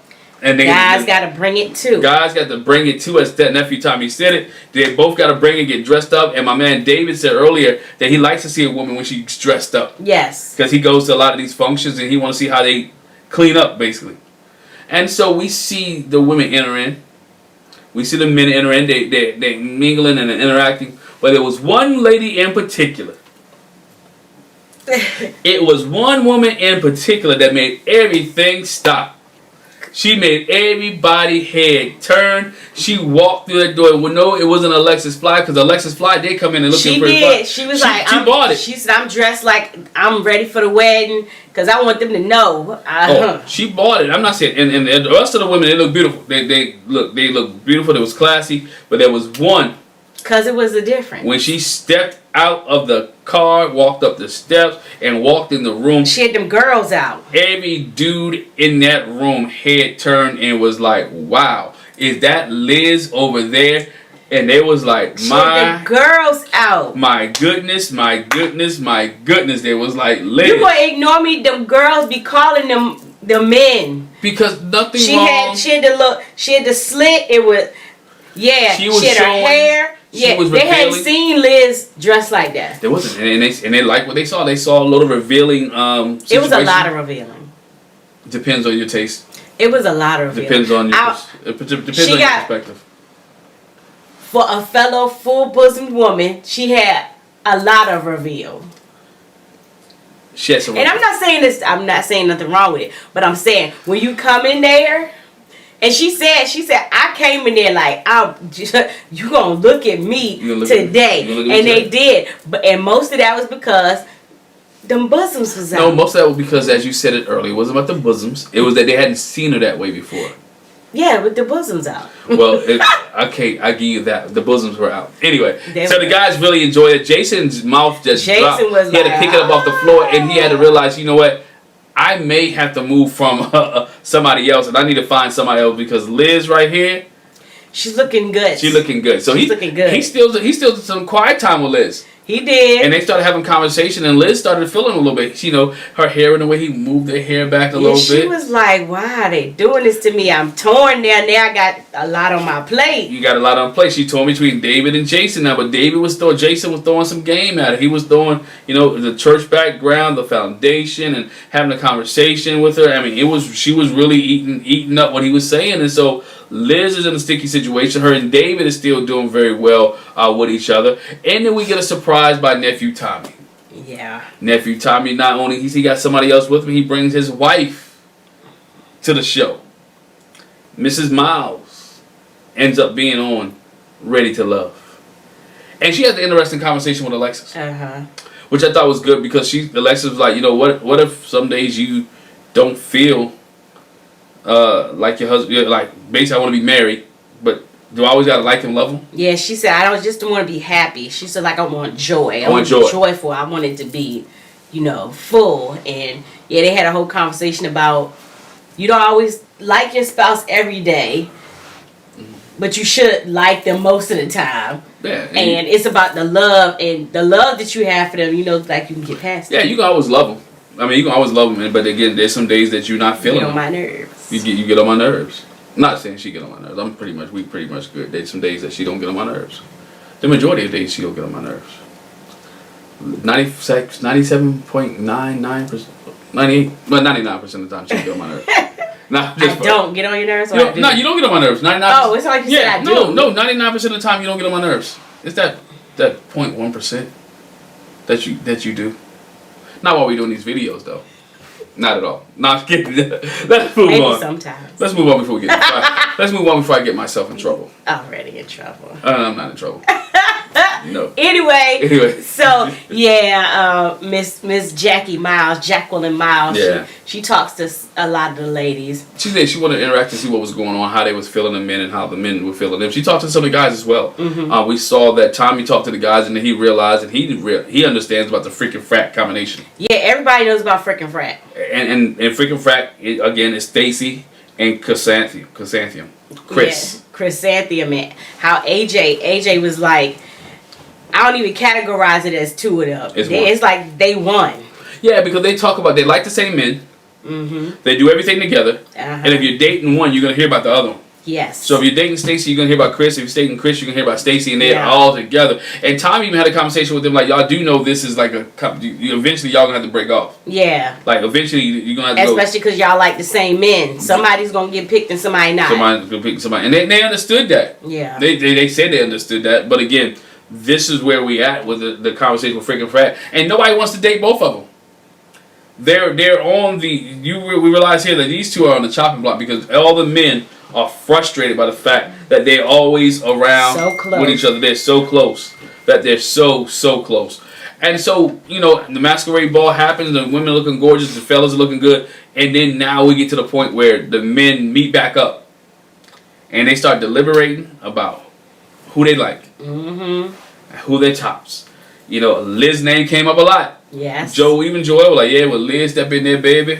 Oh, man, she look good. She look good there.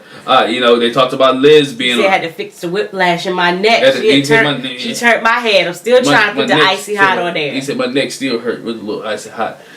They talked about Amber still being in everybody's top. Yes. Liz and Amber still there. Kyra still being in everybody's top. Mm-hmm. Benicia was still in a couple people's top. Yeah. Which I was surprised because now I'm thinking, okay, Joel like Benicia. Who else likes Benicia? Right. For her to still up there? Maybe Dietrich. Because we haven't seen too many people. We haven't seen him with nobody. We haven't seen him with nobody on a regular basis. So, okay, they talk about the top. Then they get to who is in the bottom. Mm.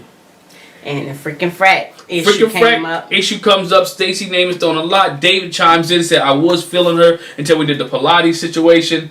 And I don't like the way she misconstrued the conversation we had, misrepresented it. Misrepresented the conversation we had. I don't like the way she went down that road. So guess what? She's not in my bottom. She's in my bottom. Ronald said he don't like the way she approached him when they had their date. Forced his hand. His hand. She's in the bottom. I can't remember who else was like they didn't really feel Stacey too much, but she's in the bottom. Then it was AJ. It was AJ. Yeah, AJ said he's not really feeling Stacey that much. Neither it comes to the bottom. And this is one that surprised me. Out of the blue, I'm thinking, okay, they're going to put freaking frack down at the bottom. It's going to be Stacey and Chrysanthemum. And I'm sitting here like, okay, somebody going to throw Chrysanthemum's name out there. We talking about splitting them up. It's going to be the two ladies. Then David comes out of the blue, with an uppercut that you didn't see coming. He like, yo, Tressa, I ain't feeling Tressa. Tressa got to go. Oh, everybody's getting a homegirl vibe from her. Everybody getting And, of course, Dietrich brought up the fact that we went to check out the spices. And he was like, if I got to force flirting with you, it's not gonna work. It just wasn't. It wasn't there for us. It wasn't there for her. It wasn't there for us. It wasn't there for them, meaning Dietrich and Tressa. But then we down to our two. We see Tressa go out on date with Joel, and she was like, she said, "I've been waiting for that." I've been waiting for this. That happened last time. She said, "I've been waiting to go out on a date with you," and the date wasn't a date. It was we got to talk to you. Well, the last one ended up being a date. It turned into one, but again, which means she ain't been on too many dates. No. Ain't nobody taking out her phone. Ain't been ringing throughout the week.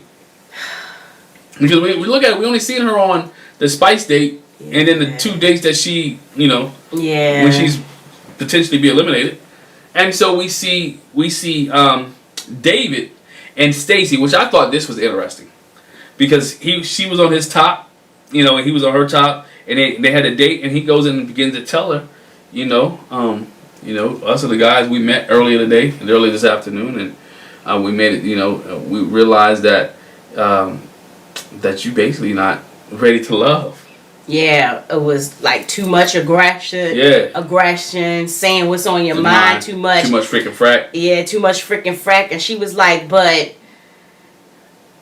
you want somebody to be honest with you and be upfront with you, and how can that be a problem? And she felt like she let her kids down, and she got tearful, and he said, for once I felt like I actually saw Stacey, but it's too little too late. It's too little too late. And again, I think he still felt some type of way about the password situation. Yeah. And I'm not knocking her for not giving somebody their password when they're dating.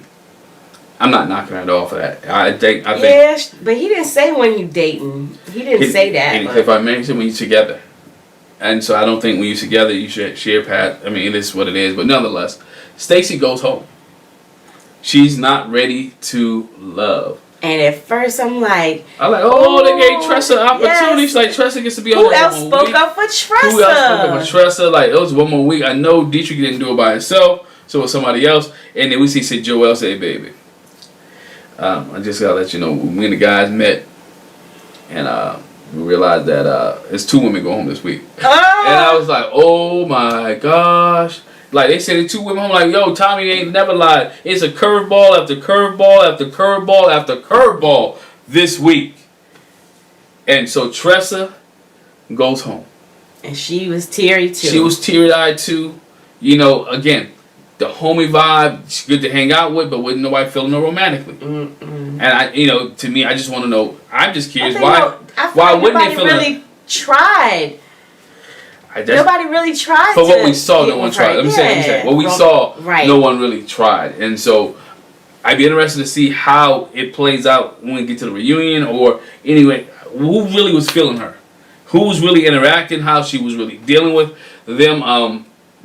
Because I think her going home now, I'm not saying it's a bad move. It's the correct move, because if Dietrich was the only one feeling her, and he still lost interest in her, there's nobody else for her. There's nobody else for her. Let her go home. Let her go home. So let Stacey go home. We know next time maybe Chrysanthemum will go home, unless there's somebody able to build a relationship with her. Her and Ronald can. That Frack is out the way. Yeah, I don't know if out the way. If Ronald can rekindle that with Chrysanthemum, so we'll see if that can happen and blossom to a love. But yet, women go home. She went home. 2 women went home on this episode of Ready to Love, which was shocking. Yeah. Which was a surprise. Curveball, man, because I thought that freaking Frack was gone. It was looking that way. It was looking that way. So now now you're down. The numbers are dwindling down. Now it becomes more complicated. Now. Yes. It becomes complicated because now you have all these men. And basically, I feel like you're gonna have to cut 2 men next time. Because you don't want to have the 5 women and 6 men. Because you're still going to have the same issue. And you have a small pool. But I feel like it's not looking good for Dietrich. Because they haven't really shown any woman expressing interest in him. Dietrich might be going home. Dietrich might go. He set himself up. He might go home, because you think about where they're at now with some of the pairings. You have Joelle, who is Venetia. You have AJ, who's feeling Kyra and Alexis. You have Jason, who's feeling Alexis, Kyra and Liz. You have Liz, who's feeling Jason and David. You have I mentioned AJ already, and so you have you say Ron. We said Ron and Chrysanthemum. Ron, Chrysanthemum, and Alexis, who's in that mix. You have Amber and Chris, who's feeling each other. So there's nobody else for Chris, and there's nobody else for Amber. So they kind of like, if these 2 don't work, guess what? Somebody got to go home. So you have all this that's mixed up in there, and Dietrich is like kind of nowhere, from what we've seen, nowhere in the mix. And so as we look at the preview for next week, Tommy said, he told the young lady, he told the women, think about your number 1. Get him on your mind. Get him on your mind. And then don't date him. So we starting to see people start dating that number 2. We saw this with Cal Fani. Yeah. Right? When Cal Fani last season of Ready to Love, Adriana was his number 1 at the time. Yes. Denise was number 2. He went and gave Denise a massage. Now, when we interviewed Cal Fani, you can check that out.